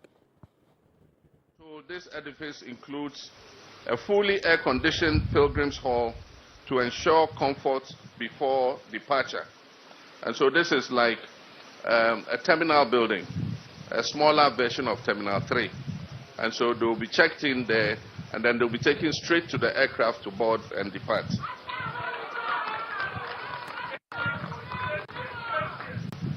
There's a modern ablution and prayer area, a mosque, to facilitate spiritual preparation before our pilgrims leave. There's a well-organized accommodation, comfortable accommodation, to allow the pilgrims to rest peacefully before their flights are ready. There's a dedicated health facility, a modern clinic, to provide medical care and screening before they depart. There's a market and catering facilities so that they can be well fed before they leave. There will be an immigration desk and check-in services to streamline travel procedures before they embark on their pilgrimage. This project has been on the drawing board for a long time, and I thank Allah for allowing me to see this beautiful dream fulfilled. My thanks go to the management and staff of the airport company, Madam Yvonne and her staff, for making this project possible through what is a land swap agreement. And I thank our brother, the owner of Meshes Mawum's Construction, who are the promoters of this project, for their perseverance and diligence in bringing this project to commencement. My dear brothers and sisters, as I said, this project is for the welfare of all Muslims, notwithstanding political affiliation.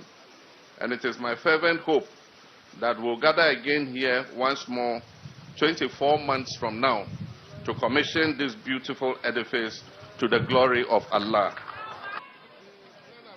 All right, so right after this, His Excellency will get ready for the official sword cutting. So that's the Hajj village, right? Now, let's go and see what happened about some 8 years or 8 years ago. When we come back, let's talk about it with the National Cathedral. 13, quote, that I can do all things through Christ who strengthens me, unquote. I am firm in my view that by the grace of God and through Christ who strengthens me and my government, all the programs and policies being rolled out, which were once described as overly ambitious and not feasible by some, whether it is a free senior high school, planting for food and jobs, one district, one factory, one village, one dam, and the development of our road and rail infrastructure, amongst others, will be implemented to the benefit of the Ghanaian people. The execution of these policies will help lead us onto the path of progress and prosperity. And through Christ who strengthens us, the National Cathedral will be built to the glory and honor of God. We can skip the latter part of that particular speech, but let's deal with the issues, shall we? The Minister of State in charge of government communications has been speaking. Mr. Felix Ofosu-Kwakye has been speaking about it. He's reiterated that the Ghana Airport Company Limited is the one that is in charge of this, and it's a commercial entity and engages in some of these revenue-generating projects. And there was also the case of government does not have any hand, as in spending any peswa, even 1 peswa in that. You have some 3 minutes. This by way of some initial comments before we get into Ghana at the crossroads. Dr. Samuel Yapiama, for 3 minutes, let me hear your thoughts on this particular thing, whether or not indeed we're spending money on this, whether or not government might have had any hand in it, and whether or not they should at all. Thank you for the question, but I think that government should spend a hand in it. Have a hand in it. Okay. Spend money. You see, one of the things that I just wanted to just chip in before we go further has to do with what took place in Germany in and around 2009. Unknown caller. In and around 2009, about the Marshall Plan for Africa. Under the Marshall Plan for Africa, there is a point that was made, which is Africa needs African solutions. You see, if Africans, particularly those of us on the continent of Africa, Ghana, we need our own solutions to our own problems. We don't need a cap in hand, I've said it before, to visit anybody to be able to come and help us for our own, issues. We need real solutions. And if Africa needs an African solution, I want to tie into what Lederock in 1995 said. To him, he said there is the need for an elicitive approach in dealing with issues, not prescriptive approach to Africans. If we Africans believe that which we just saw, I didn't really see the pictures very well, with all due respect. But what I do know is that Africans need to spend for the betterment of Africans. I don't subscribe to the view that when America wants to take a decision, now that we are seeing Trumpism, whatever they are doing it for themselves. Do not do it for what Africans. And then make sure that to make America great, we want to make Ghana great. I rest my case. We'll talk about it later. Absolutely. We'll deal with that later. But I know you're a very handsome doc and very intelligent one as that. If you can afford us your face, we'll be very glad. Is that okay, doc? What do I do? What do I do? The video. Oh, just a minute. I've seen it. Absolutely. So I'll come to you pretty soon on that particular one.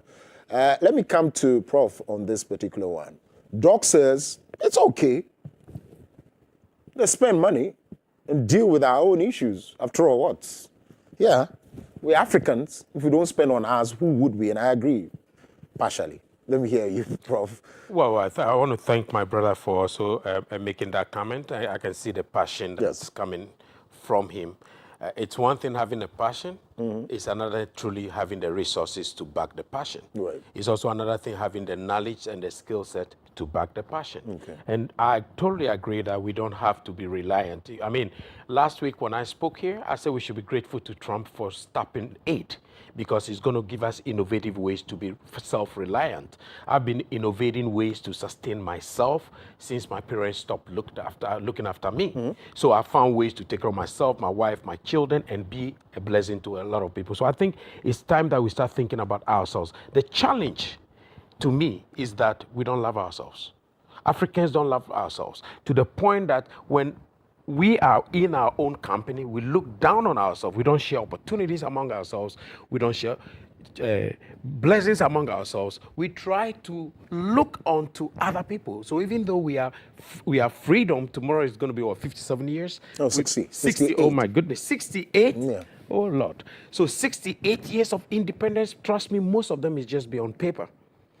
But in reality, we've still not been independent. We've been slaved to in reliance of other people. So I think, yes, we got to spend on ourselves, but the expenditure also has to be carefully planned, crafted, so we don't use emotion. We don't use too much emotion to say, yes, let's make Africa great again, let's make Ghana great again. That is true. But sometimes the vehement in which others speak, when they sneeze, we get cholera, you get cholera, nobody cares. So we need to still be circumspect, not be under anybody's cup of tea. However, we have to make sure we put our background resources well and make sure the foundations on which we are speaking, our feet is on the stone. At the moment, we wobble. We don't have anything on our feet. So we need to rebuild the Ghana that we want to be successful. So that's my point. Absolutely. Koku? Yeah. Good morning. Good morning. Good morning to our viewers. My brother, good morning. Thank you, good morning. My brother on Zoom, good morning too. What's your question? Should we spend money? Should we even have the president go for some of these things? I mean, we have, even if not even, we have the community. They themselves could want to even go and partner with the Ghana Airport Company Limited. They could take it amongst themselves. They have business people who could also even put monies and see it blossom so that they get their own benefit and profits. That could be done. Do you believe in the question you're asking? Of course. You believe in the question you're asking? Of course. Really? Of course I do. Is it just because of the show you're asking that question? No, because no. Ghanaians are not patriotic. We've lost that patriotism. We've lost it. We come before country. You cannot come before country. Country first. All the international companies in this, foreign companies in this our jurisdiction, you think they're coming for their own benefit? Huh? They're coming to make their country better. Right. And a typical example is in our gold industry. Our ports. Well, let's even talk about the natural resource. Right. When they come in, it would be great when they come in and say, oh, Ghana, we love you so much. We are coming. We want gold. However, we will build a refinery in here so that we all benefit. Do they do that? They take the gold out to better their countries. Our own former vice president went to Saudi, Dubai, and they told him, this year, we have imported 8 billion worth of gold from Ghana. 8 billion worth of gold from Ghana. He was happy. He came back to look at the balance to see whether that 8 billion is really reflecting in our economy. You know what he found? 2 billion. So that balance, where did the money go? Where did the money go? Today, on the news, there are some people who have dug the center of a town doing galamsey, and there are some others who are against it. Go and see what is happening there. We lost something along the way. Because in my day, and right now, Ghana is just a few months older than me. Ghana was independent in in 57? March. Right. I was born in November. Oh, I see. So I'll also be 68 this year. Ooh. But we lost something. In my day, when I was growing up, you dare not do certain things. Country was first. Your gutters were swept. Your house was neat. The bus, I used to take bus to school. You could time your waking up to the time the bus will come to the bus station, the bus stop. What went wrong? And we haven't really sat down to find out what went wrong, because something has gone wrong somewhere. Why is it that we are the center of the earth? The Greenwich Meridian and the equator cross at Tema, makes us the center of the earth. And we have tons of natural resource, including human resource. Why is Singapore a first world country who have no natural resource and we are languishing at the bottom? Why? So what, you want to blame the governments we put in? No, us. I'm pointing at you. How many fingers are pointing back at me? Three. Means we have the responsibility. Really and truly. We can't even feed ourselves. With all the arable land we have, we cannot feed ourselves. Tell me, what farm is on plantation basis in Ghana? Tell me. What? Travel from Accra to Kumasi, land left, land right. What do you see? What do you see? Tell me. Do you eat bush? Isn't that all we see? And somebody might come into this country who has never been in this country, travel on the road, look left, look right, and ask, Ghanaians, is this what you eat? I hear it's beautiful from the sky. If you're in the sky, it's very beautiful. What is beautiful? The bush. But what's your take on the Hajj? What's your take that we have to? Do we have to have a hand in it? Before I go to the next question. Do we need it? Yes, we need it. Okay. Why not? If the private sector can be part of it, yes. If government can put money in it, yes. Because it is needed. Look, it's not the same thing as the National Cathedral. That's a different kettle of fish. That is a different kettle of fish. The National Cathedral, was it a government, was it in the manifesto of the MPP? No, but at some point, fine. Wait. Was it in the manifesto of the MPP? Was it on the campaign trail of the MPP? It's our president at the time who said he had a personal what with God. And he promised that if he allows him to win the election, he would build him a national cathedral.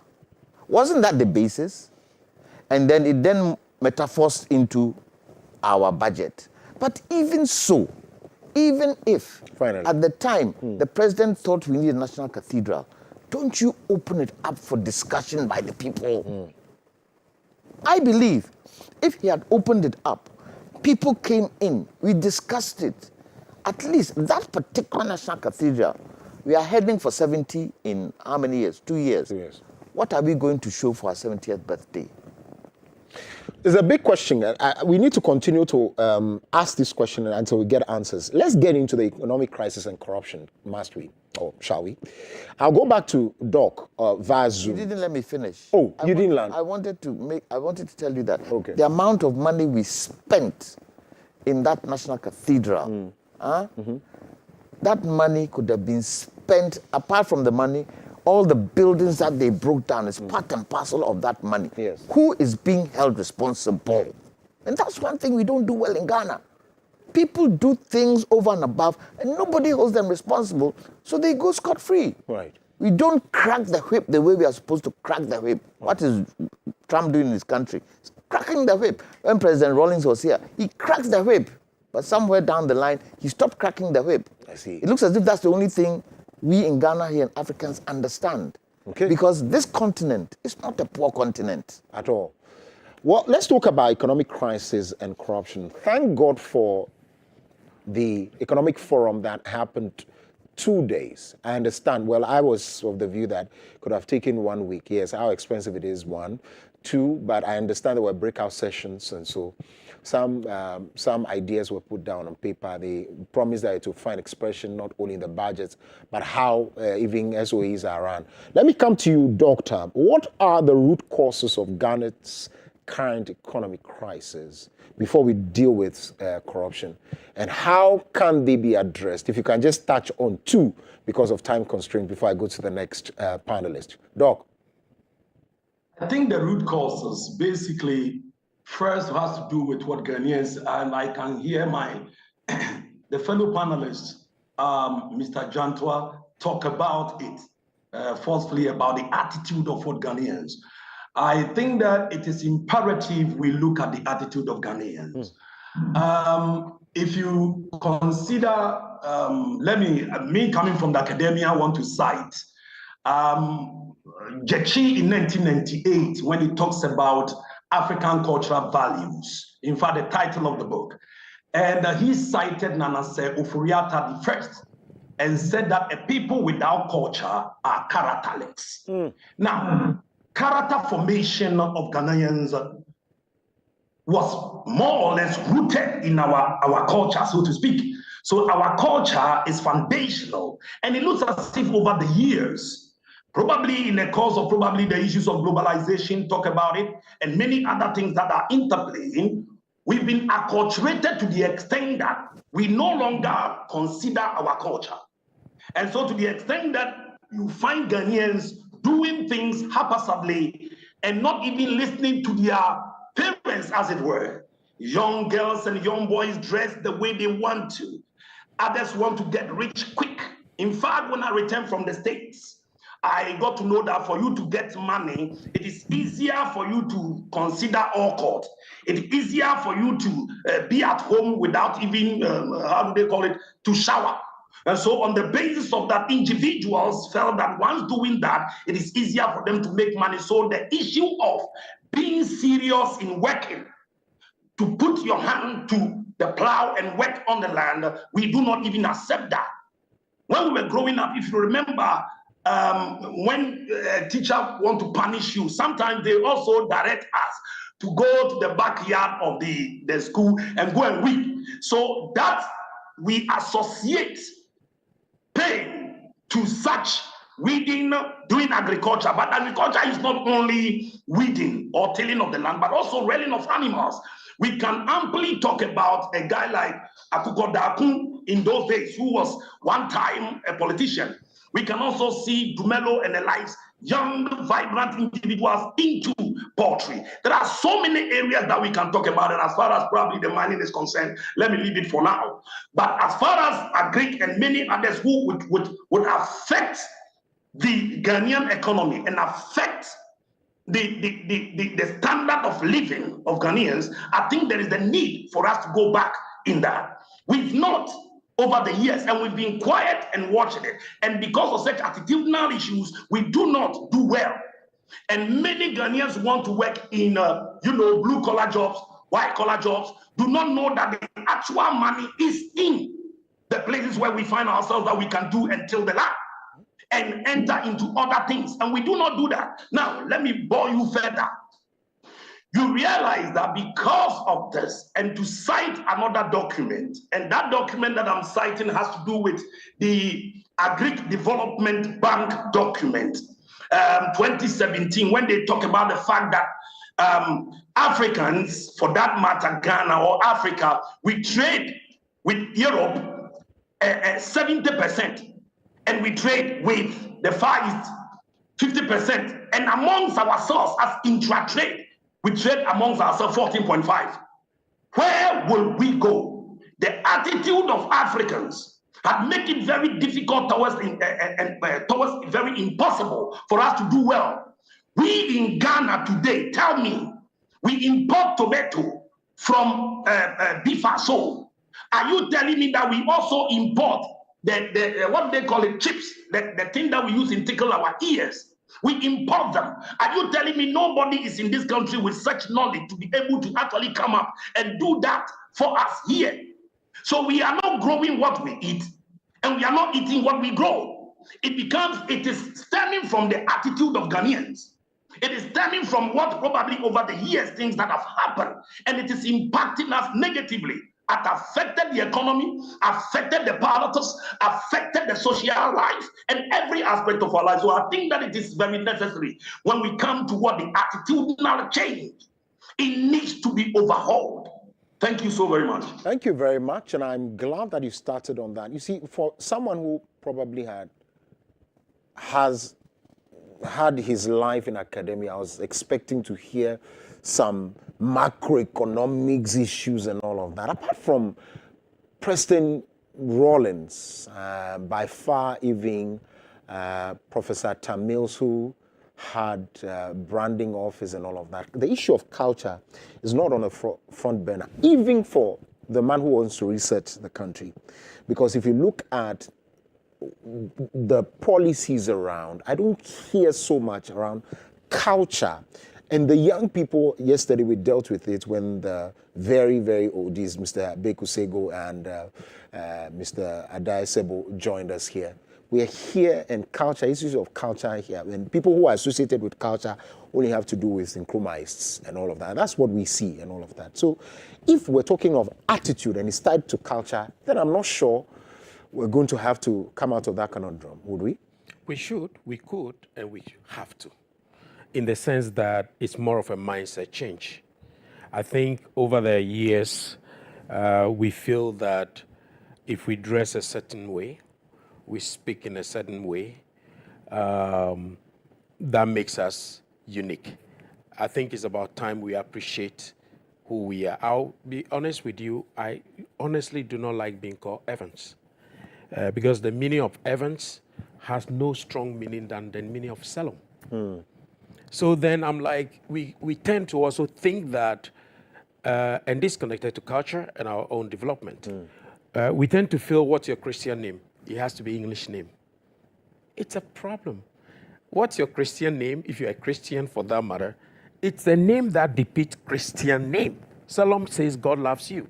At the point they say Evans means a challenger. Later they said it meant something. So you ask yourself, so we have been mindset indoctrinated.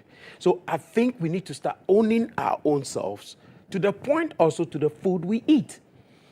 When I've been back for, well, I'm back now. And I've been back, oh yeah, I'm visiting. But I'm visiting there now. I'm now back in the country. Okay. But the point I'm saying is I've been eating a lot of local food, because the truth of the matter is I'm supporting the local economy. I'm supporting my fellow people. I'm not supporting a lot of importation, because we are overly reliant on everything importation, from the dresses we wear, from the food we eat, to everything. It's also a mindset of culture. We need to appreciate what we have. You see me dressing very local most of the time. There's a reason for it. I have so many suits out there. I wear them when it's necessary, when I have to. But mostly, I'm very, very, I appreciate my culture. So I wear the dresses and support the industry, the tailors, and everything. That is a problem. If you talk about the problems of the economy, linking to our culture also has to do with fiscal mismanagement. When the resources are there, I believe some of the aids recently got stopped because they realize when the money comes, it's going to go into a deep hole. So when we are mismanaging our own resources, it also has a problem. Limited industrialization is also a big deal. My brother here was talking about the years past. Listen, I wasn't born in those times, but not too far, in the sense that things that I had even seen in my limited time on earth for all these years, now when I go back even 20 years ago, 30 years ago, I don't see them anymore. So question is, we need to be a better version of ourselves as a country. We need to be a better version of ourselves as people, but it starts with mindset. When I was in teaching innovation last week in around the TOPS executive education, we talked a lot about how we need to stimulate our brain to start innovating things. Why do we come from a timber country and then we import toothpick? It's unheard of. I mean, people laugh. We are a laughable country. When the import balance of trade is tilting negative on us, I don't think that's going to help us. We need to industrialize, and also most importantly, sir, we need to increase our skill set among everybody, not just the youth. Sometimes we spend time on the youth, and all, because that's the very dangerous middle point, because of the youth are usually not the future anymore. The youth are the now. Enough of the future. They are the now. We need to empower them. But even people who are old, they can't even retire. People are not coming out with skill set. They don't have really good skill set. So you ask yourself, what's going on? So we need to increase also our skill set, mindset, to make sure that we love what we have, enjoy what we have, and then support it and support one another. I'll end on the note once again, that we need to start supporting one another. Because I've seen a scenario. A professor at Legon has a junior invited who is a white lady, and this white lady who is a junior professor told me this story in the United States, that she was sad. She was going out to see her senior professor at Legon, and they went to one of the ministries and other places. They were blocking the professor and allowing her in because she's a white lady. And she's like, why are we treating our own people? This is somebody telling me this. That why are we treating her? And that's rather her boss. But because we don't value our own skin tone, We go out there, we get maligned. We come here, we get maligned. So it's a mindset thing that we need to work on. And until we do that background, that foundation is set for us, all other things will get affected, in my view. There's a systemic failure. I didn't want us to belabor the point. I didn't want to belabor the point with the issues of systems that we've created. To an extent that young people have also been indoctrinated to follow the same path. So much so that we don't know where it's going to end. Because my colleagues who are currently at the helm of affairs, some of them even in parliament right now, who are some of them in my genius, I've seen what they can do. And I know what they will do when they get to the top. Positive or negative? Negative. Extremely negative. So I'm saying that at what point would so this... add it to it. Don't say you know what they can do. Add it to it so that we can... Some too can do positive. So well, you are talking more negative than positive. So I don't know whether it ends. I was just talking about the Richard Mill lady, NSA, who was wearing $18 million. And I was saying that the family, also some of them went to meet him at the airport. You should be ashamed of getting close to such a woman, if not for anything at all, for wearing such a watch as a public servant. Because where you people are schooled, public servants cannot be seen to be living this opulent life. Talk to me about it. Let me tell you something. I wasn't born in this country. Right. But because of the name my father gave me, it was never a challenge for me. Okay. My father never gave any of his children Christian names. I don't intend to. My full name is Papa Odikro Kwame Educhum Jantua. Where does the Papa Odikro come from?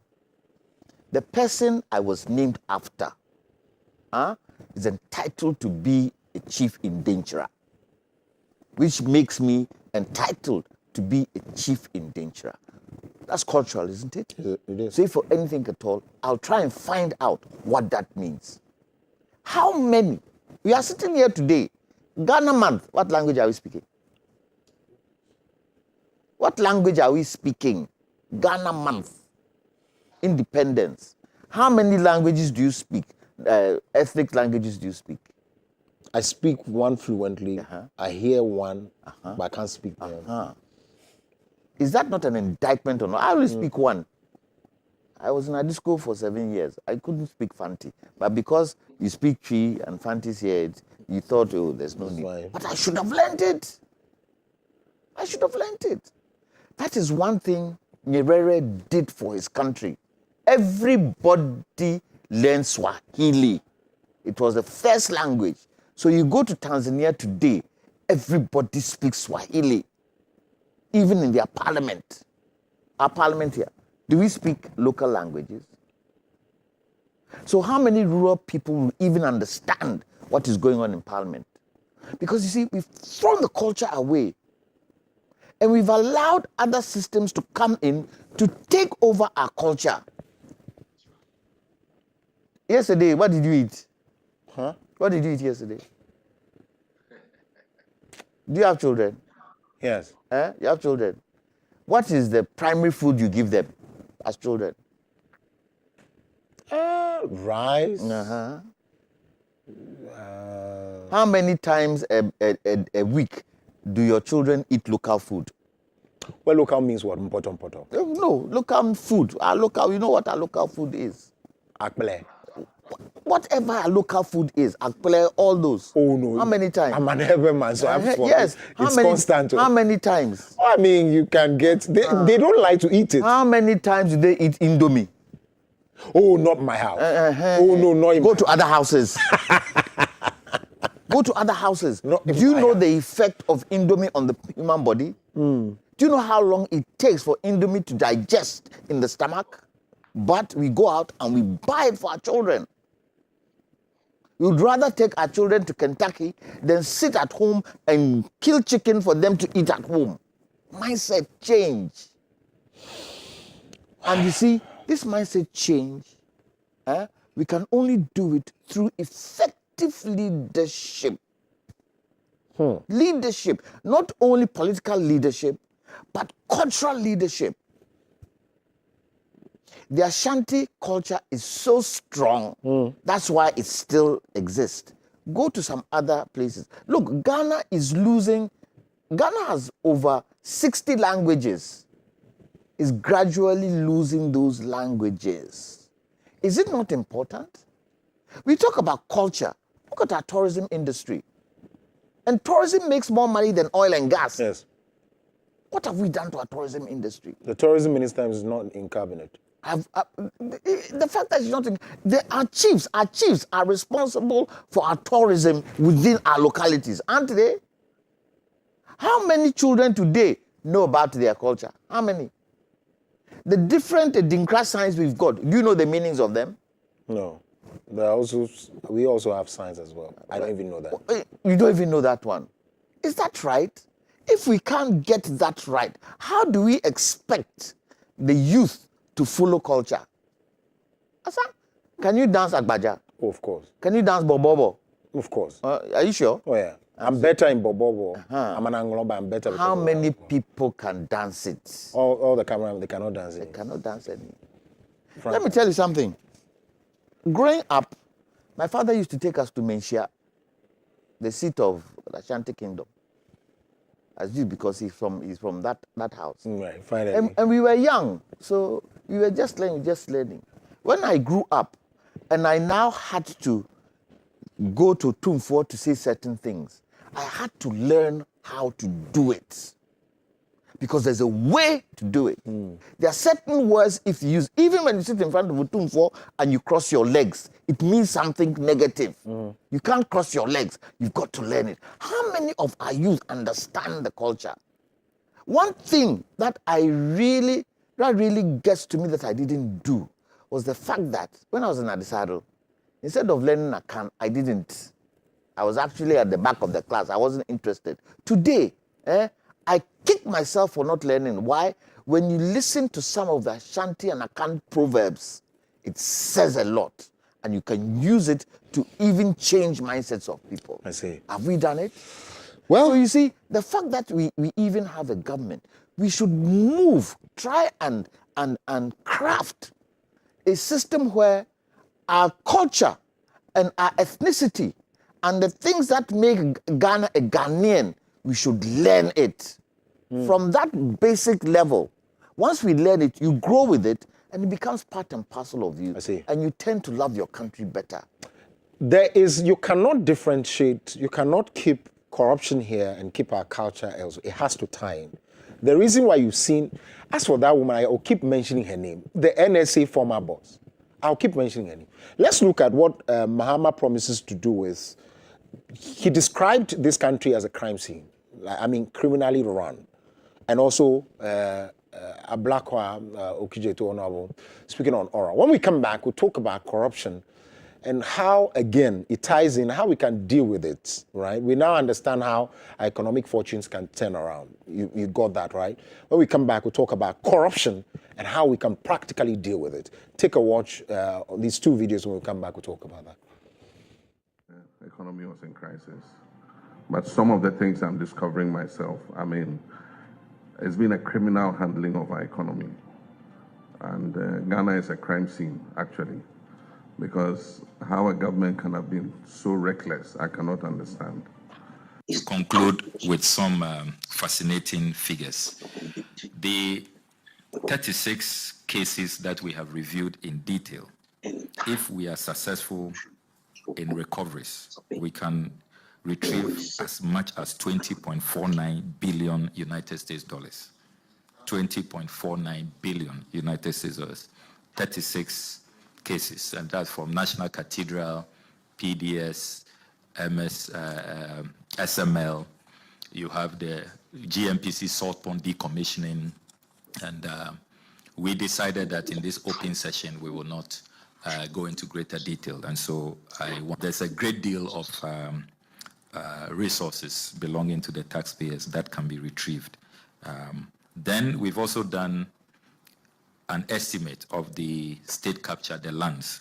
If we successfully ask people to pay conservative market value for the lands they have looted, again, the experts are telling us that we can recover about 702.8 million United States dollars for the Ghanaian people. That's the intention. I'll come to Doc on this. Doc, there has been talk about how polarized the courts are, how judges, and these are alleged allegations, these are allegations, how judges probably have blind loyalty for those who put them there. There are also people who are within the security services who also have the same blind loyalty. Then amongst the same politicians, they are in cahoot. They are in bed with each other. It makes the fight against corruption, no matter how you put these people on. Indeed, Mr. Mustafa Agbande, who is Deputy Operations at the Presidency, has also told us that quite a number of people are walking on the corridors of power and begging for their colleagues, begging for their siblings, who probably might be indicted in some of these cases. This is where we are. Can we truly fight this corruption? Of course, recover all this loot? Doc. Yes, corruption is quite a phenomenon that is all over the world. You need to understand it, but each interprets it differently. But when you look at corruption, the corruption has its many roots in so many things that happens, and you have named a couple of them right now. If you look at it, everybody in Ghana wants to be first. When a father wants their kids to be first, a mother say, when we are interviewing during the vetting, politicians bring their relatives and their kings and folks there. We are not interviewing them, we are interviewing you, the politician. The essence is that you, the politician, we want to know whether you possess what the requisite skill to be able to manage the affairs of this country. So I don't see those people present in the first place. That's one. And two, let me take you to the issue of culture, because we want a change, a perception, and a mindset to deal with some of these bases. You see, if you read a guy like Johnny Beatty, I am not going to go because I'm going to the root of these things. Johnny Beatty says that in 1969, basically, he says that African is notoriously religious. In other translations, they say African is stupidly religious. The religion forms the basis of an African culture. Religion formed the basis of an African man going to the land, knowing very well that the land that he's going to, he's holding the land in trust for posterity. Religion taught the man that from the beginning of planting and to the harvesting of the crops, he believes in a supreme being who is actually looking at him pertaining to the things that happens on the land. So therefore, if the environment in which he finds himself, if the environment, the water bodies, the vegetation, the timber law, the mines, what have you, are there to be held on for posterity, we will not, as even chiefs, connect with a man or somebody who comes from a place like China, who is a Buddhist, do not understand the basis of what? The land. And then now this individual, we team up with them because of our own pocket and want to make so much money. And we want to be first. We want to get everything first. We want to have the money so that somebody in our locality would look at us and say, yes, didn't you see this guy? He's riding in this car. This one is riding in this. Where have you? Hello, Doc. Right. We lost Doc there. We'll try and bring him back. I promised myself that anytime, if I have an opportunity to become a minister, when I'm going to that vetting, no single person, nobody even carry my bag. I'll go there alone and I'll deal with the issues and come back. But corruption, I mean, the systems I laid, there are even more. There are layers that people would go off the hook, would be let off the hook. That's what I believe. People will not be held accountable for these things. How do we fight it then? I mean, I think that one of the things we got to look at is greediness. You see, greediness is the root cause of corruption. When you are greedy, you're selfish, we call it the hyena spirit. I'm telling you, corruption is going to be your middle name. All right? And then corruption can be defined in different ways. You know, the way somebody, for instance, on basic, can lie, but so it's a white lie. But somebody sees that lie to be, no, it's not right to do that. Same way they see corruption. So I say, oh, just steal a couple of millions to just ask for forgiveness, forget it. And also, to me, if you ask me, the presidency has been too strong protected in the Constitution. And I'll explain. If you look at our Constitution in Ghana, all other ministerial places, and I don't want to see corruption only at the state and public service. We are even publicly, privately, people can be corrupt. A lot of people are corrupt, but I mean, now we're talking about state corruption. So let me focus on that. The presidency in the Constitution is overly protected. So if anything happens in the presidency, it's protected. Because we don't want any malignment. We don't want a situation where in the future people use it as a political weapon to just. So for that, I think we have to have a constitutional review. Not to say they should still be protected, but what if all the corruption happens through the presidency? Yeah. So that is my problem first. If you study the Constitution very well, so everything channels that, so the presidency is off the hook. Every other person. Most of the deals were done through the consolidated fund, which of course is at the president. Is at the president. So that's the point I'm saying. So we need to strengthen that. And also we need to improve on anti-corruption laws. We need to encourage whistleblowers and protect them. Yeah. Because what is happening is someone who blows the whistle and is not protected, the person is not going to be encouraged next time to come and blow in a whistle, because what's the gain for that whistleblower?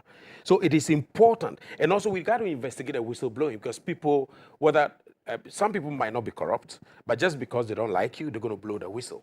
So we got to investigate and not just take any case for say. So we need to do all those and empower the citizens, taxpayers, and everybody to be vigilant. It doesn't mean that people are not doing genuine things to be successful. That's not what I'm saying. I'm a businessman. So wherever I go, I make sure my foundations are strong. It's a different conversation. My mindset and what I do is different. However, some people from nowhere, with all due respect, I know some people, I said it in another TV station about a month ago, that there are some of our folks who have been very successful. So I don't want to be taken out of context.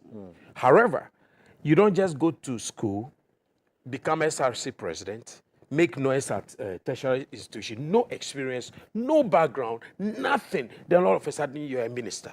Not even in the public service you have experience over some years. Learn to fail. Because learning to fail is learning to succeed. Yes. So sometimes it's important to put people there to make sure that they are the right people. Most importantly, for this type of corruption not to happen, have people who are smarter than you to surround you. The fact that you have the title does not mean that you are the expert doing the same job. So we need to tackle corruption not just by talk. Because in the books, we have it written. But the implementation is almost zero. So we got to work on that. That's my view on that. This probably, both of us are coming from some idealist point of view. The reality is staring at us. Yesterday, when I was speaking to Mr. Abeku Sego and Mr. Ade Sebo, the understanding was that even during Nkrumah's time, we had these characters around. There were characters around, not only in his government, the oppositions also had these characters. So it's not as though it was just a very good picture around. Nkrumah was trying his best within these very difficult times and opposition and all of that. So what it means is, why do we get heavily blamed for not following what Nkrumah did? Because when he was overthrown, they unleashed those things on us. And that's why we're here, aren't we? So how do we change? My father used to tell me that if you do something, being a minister, and Nkrumah gets to know, when he calls you, know you're in trouble. Why?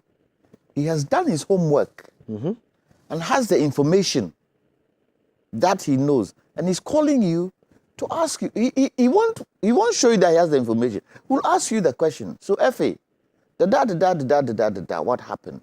And listen to what you have to say. And if you go off cue from the information he has, 1 o'clock is waiting for you. What happens at 1 o'clock? Announce your... They used to announce it on the news. Okay, GBC. They won't even tell you. Ghana Broadcasting Corporation. Mr. F.A. Jantoa has been removed as Minister of Agriculture. Straight. That's all. Straight. Why couldn't we continue? We demonized the man. I'm not saying everything Nkrumah did was right, but majority of the things he did put this country on a better footing. Young Pioneer Movement.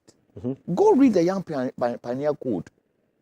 If we follow that code, discipline would be heavy. And that is one of the issues in this country that we don't look at.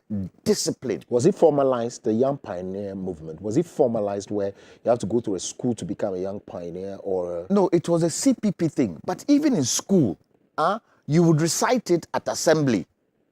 Primary school. I recited it in primary school, university primary. You recite it. So it becomes part and parcel. And as a young kid, you're walking in the house, you're home and you're walking in the house, and you're reciting it. What is that doing to you? It is instilling it in your mindset.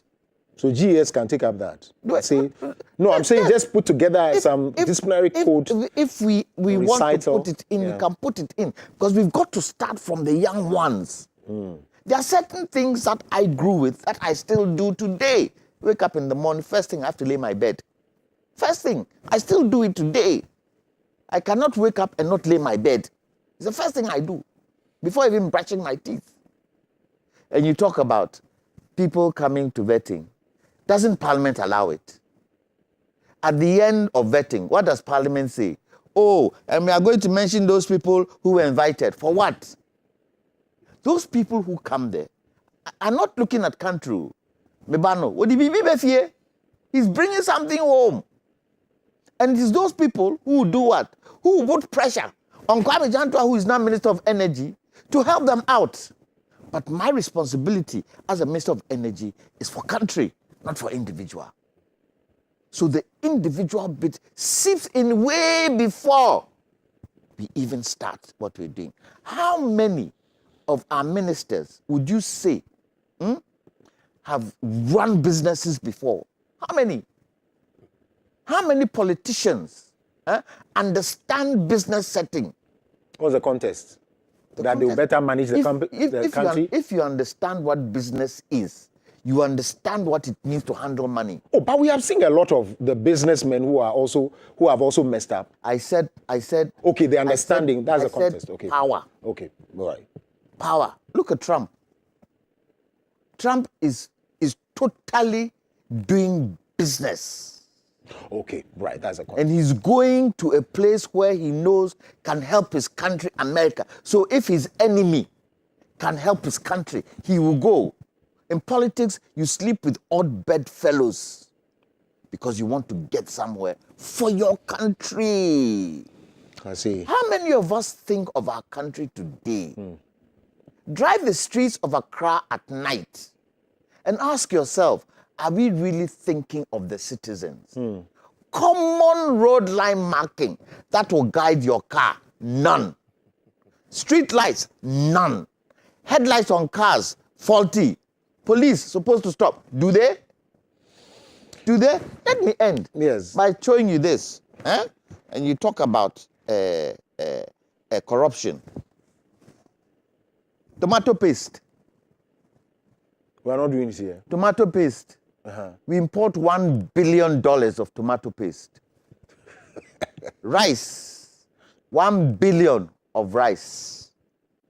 Sugar and confectionery, 300 million. Flour, $600 million. Oh, not cedis. Poultry, 400 million. Fish, 245 million. Tomatoes, 100 million. Tell me, are you seeing all these products that I've mentioned? We cannot do it here. But what happens? What happens is that you get some politicians being part of this. Because one of the questions you need to ask yourself, how do politicians finance their party? Have we asked ourselves that question? Where does the money come from for politicians? I understand if you want to be a president of this country, you need nearly $100 million to do that. A parliamentarian, where did they find the money to stand? Have we interrogated it? In America, everything is documented. You remember they jailed some congressman for using party funding for his own personal interest. If we don't start looking at these things, how do we expect corruption to go? Because it's within us. Yeah. We would rather do the wrong thing than do the right thing. But Kogo, let me ask you, what are we using the money for? Only those who are holding it can tell. I cannot. No, is it the big cars? What? Look, the things that this phone. I bought this phone about 4 or 5 years ago. Today, this phone is obsolete. The good things that are supposed to be done are not yet done, but we are rushing. Rushing to do what? Where are we taking the money to? And you see, the sad thing about it is that, do you know when you die? When you die, won't you leave it behind? Of course. When you leave it behind, the people you leave it for, will they even handle it properly? But we are struggling and grabbing. And he was right when he said we are greedy. We are greedy. I should be able to do business with you together. I should be able to do business with him together to build our talent. He might have a talent, I might have a talent. I might not be able to do it on my own, but if I join with him, we'll be able to do it. But no, I want it for myself. Yeah. Because I want to sit in Rolls Royce on these streets. What's that kind of mindset? I see. Lawyer Kwame Jantua, Professor Evans Mensah, Dr. Samuel Piamafo are my guests. Let's open the phone lines now, even as we gravitate towards the final 10 minutes of conversations. And so you can call us now. Let's hear what your thoughts are with what we're discussing. Remember, we're talking about Ghana at the crossroads. We're celebrating Heritage Months amidst very, very, very tight economic challenges that we have on the local scene here in Ghana. Galamsey is fighting us, corruption is on us, there are energy sector debts. ECG has been plummeted into debts on debts with individuals who have doctorates, who are lawyers and all of that. Don't forget ECG's cousin. Don't forget ECG's cousin. Cocoa Board. Cocoa Board. They are bedfellows. In fact, they are not cousins. They are bedfellows. They sleep on the same bed. Doc, what's the way forward? I know it's large. Our troubles are large, but what's the way forward, Dr. Piamafo? Yeah, whilst I was making my point, yes, the lines went off. Absolutely. Forgive. Yes, and so I was a little bit disturbed, so I had to call back. I think that almost all said and done. I wanted to actually just let me chip in this before I leave. The thing has to do with the issue of the Ubuntu philosophy. That is what Mr. Jantua was really talking about. I am my brother's keeper. And it is also believed that two people make a child, but it is the community that raises the child. Yes. These are rooted in our cultures. And these are rooted. And the family base, the family has been one of the critical tools that Ghanaians must build from.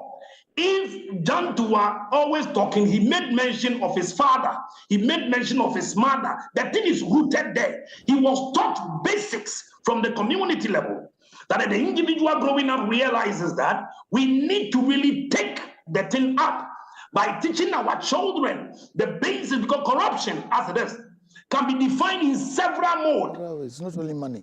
I'm telling you. And if one doesn't really realize, if you go outside the country and somebody attend to you, you leave $10 or $20 on the table as a tip.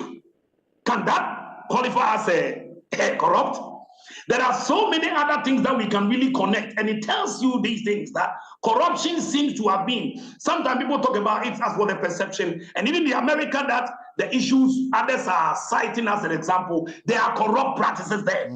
The police there are the ones that are allowing the fentanyl, bringing most of these cocaine and what have you from South America.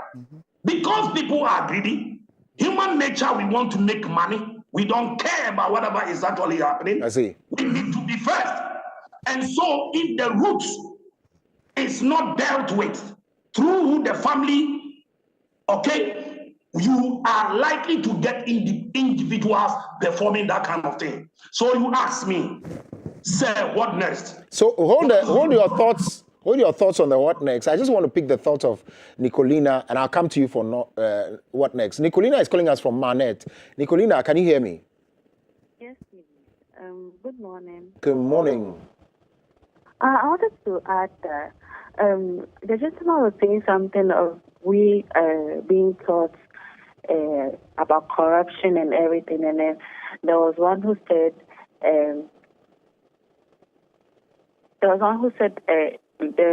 our local foods and local stuff has to be taught to the children and all.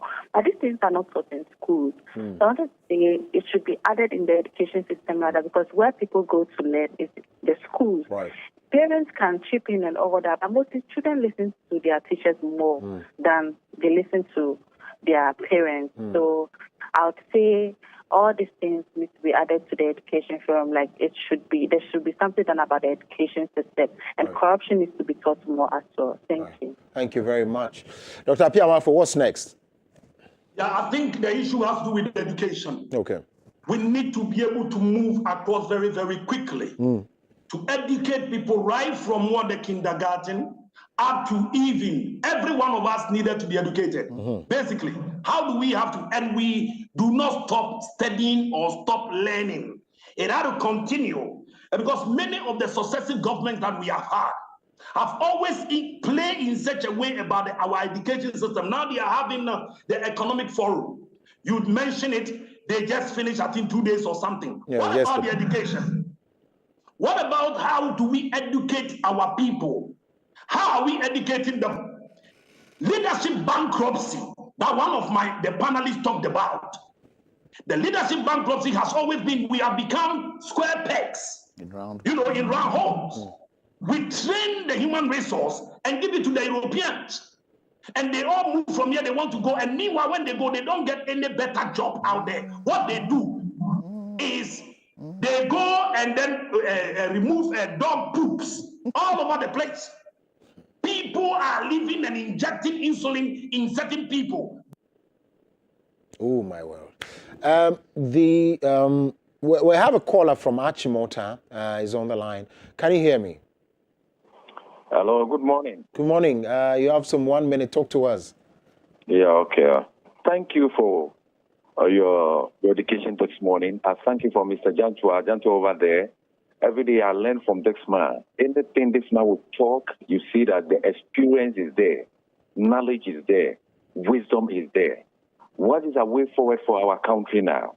What is a way forward for our celebration for this thing, Independence Day? Please, the nation, I'm telling you something right now, nation has broke. Our youth, we are coming as a young man, young lady, we are fighting for. We are fighting for our future. We need a good leadership. Once the man is talking, I don't go there. But the one thing is, thank you for everybody. I'm a traveler. I'm a businessman. Now I'm in home. I don't have anything to move forward about this. My children is there. The nation has broke. Economy, especially the economy, has very broke. Please, let's pray for our nation. Absolutely. And we have a good leader. Thank you. Thank you very much. We're grateful for your call. We have some 4 minutes to wrap up. I feel old right now. I feel old because probably I don't think like a young man. Talk to me about the way forward. Tomorrow we are reflecting, reviewing, and researching. That's a theme for the 68th anniversary of our country. Right. What would you share with us by way of final words, really? Well, I don't want to. There's a lot. We can use an hour really digress. This is a whole workshop. But I think the mindset change is one of the things that we need to really, and it's not just words, there are elements to the mindset change. Yes. And it has a spider diagram to everything. How we think, what we do, when we go for negotiation table, who is leading us. Not because you are the CEO, you should lead that negotiation because you might not be the right person. It doesn't demean you. Learn to sit back and lead from behind sometimes. But most importantly, I want to end on this. What do you have in your hands? When God called Moses in the bush, He was using a rickety stick, I believe, not the ones that they draw nicely, we see. Rickety stick. God did not ask him to say, go find a stick somewhere, throw this and find. He could have done that. He said, what do you have in your hands? That stick was used to defeat Pharaoh's staff, part the sea, do so many things. It was the same stick, by the way, he used in anger to hit the rock. Yeah. But the point I'm saying is, what do we have in our hands as a country? The opportunities, the resources we have. Let's stop the importation. We cannot stop it, but we have to reduce it for balance of trade from that level. We need to make sure that we do more of 80% of our own. We have the land, we have the resources. We have to train our people and pay them well also to enjoy working locally. That's very important. Daniel is calling us from Alaji. We'll pick our last call before allowing Mr. Jantua to give final words. Daniel, can you hear me? Yes, please, I can. Good morning to you all. Good morning. You're on air. 1 minute. Let's go. Yeah, please. I'll start by saying we have this proverb which goes this way: people without culture are characterless. So what I want to tackle on is in Ghana, which is my country, our leaders have really failed us, both NPP and NDC. Could you believe that up to now we have schools which are in the deplorable state? Up to now, in the 21st century, with much resources that we have as a country, and yet so we are still struggling as a country. When was Dubai? When was South Korea? So how come, yes, so we are still struggling? So I strongly believe language is also a barrier, because in Ghana, we have too many languages. And like when you have too many languages like that, productivity and development is very, very difficult to come by, because this is the case. You are speaking too many languages. So when you say this in an institution whereby we have different. Hello, Daniel. Okay. Well, multiplicity of languages is not a barrier at all, though. It's rather a strength. It should be rather a strength. The final words, lawyer. Look, if we think we can use religion to solve everything, we are kidding ourselves. Right. God created us, didn't he? What did he give to us? He put a brain in our head. He gave us natural resources. The other day, I was watching the news. The largest cruise ship was built. When I looked at this cruise ship, it's taller and bigger than the Statue of Liberty. I asked myself, so it's people's brain that built this. Yeah. We build rockets that go to the moon. Cars. Been able to build cars. This. So if you sit and there's no money in your pocket, and you think, oh, I'll pray, God will come and help. He will not come and help you. You've got to help yourself for him to also add. Me, I've learned that. And sometimes you've got to sit down for months just thinking through your trajectory. And it could start with a small pin. Mustard seed, what does it turn into? An oak tree. But you yourself have to look within yourself and find out, what am I good at? You might start with something. That something is a stepping stone to get somewhere. Look, Ghana is blessed. But if we do not take advantage of the blessing God has given us, others will come in and take it away as they are doing now. We can do it. I believe we can do it. I'll end here. The one thing I want President Mahama to do is to crack the whip and tell all his appointees, if you mess up, I will mess you up too. Because that means you are not fit for the position I've given you. And if he has to change a position 3-4 times till he gets the right person, he should do it. Because what? He needs to set a certain agenda for the next person coming in. The country has, I don't want to use the word rotten, but where it's gotten to, it's not impossible to resurrect, but will the people who have been put in place. And Ghanaians have shown that they want it resurrected from the election results. But the people put there, are they ready to resurrect the country? That's a big question. We have everything. We have everything. Population, maximum, 34 million people. Go to India. Are they not doing mighty things? And you're telling me 34 million people can't do mighty things? We can. We can. Mindset change. Alrighty. Lawyer Kwame Jantwa is Senior Vice President, Freddie John Oil Company Limited. He is an energy expert and, of course, a practitioner. Professor Evans Mensah is business consultant in international supply chain and financial consultant. Senior lecturer at GIMPA, Dr. Samuel Yao Apia Mafo also joined us via Zoom. Oh, Riley is back, but we cannot take the final words because, of course, we have eaten too much into our time. Thank you very much, ladies and gentlemen, for joining us. We thank you. We're back tomorrow to do it all over again. Tomorrow is Independence Day. We'll bring you another exciting time here on the show. My name is Kokulumo. God bless you. I'll see you soon.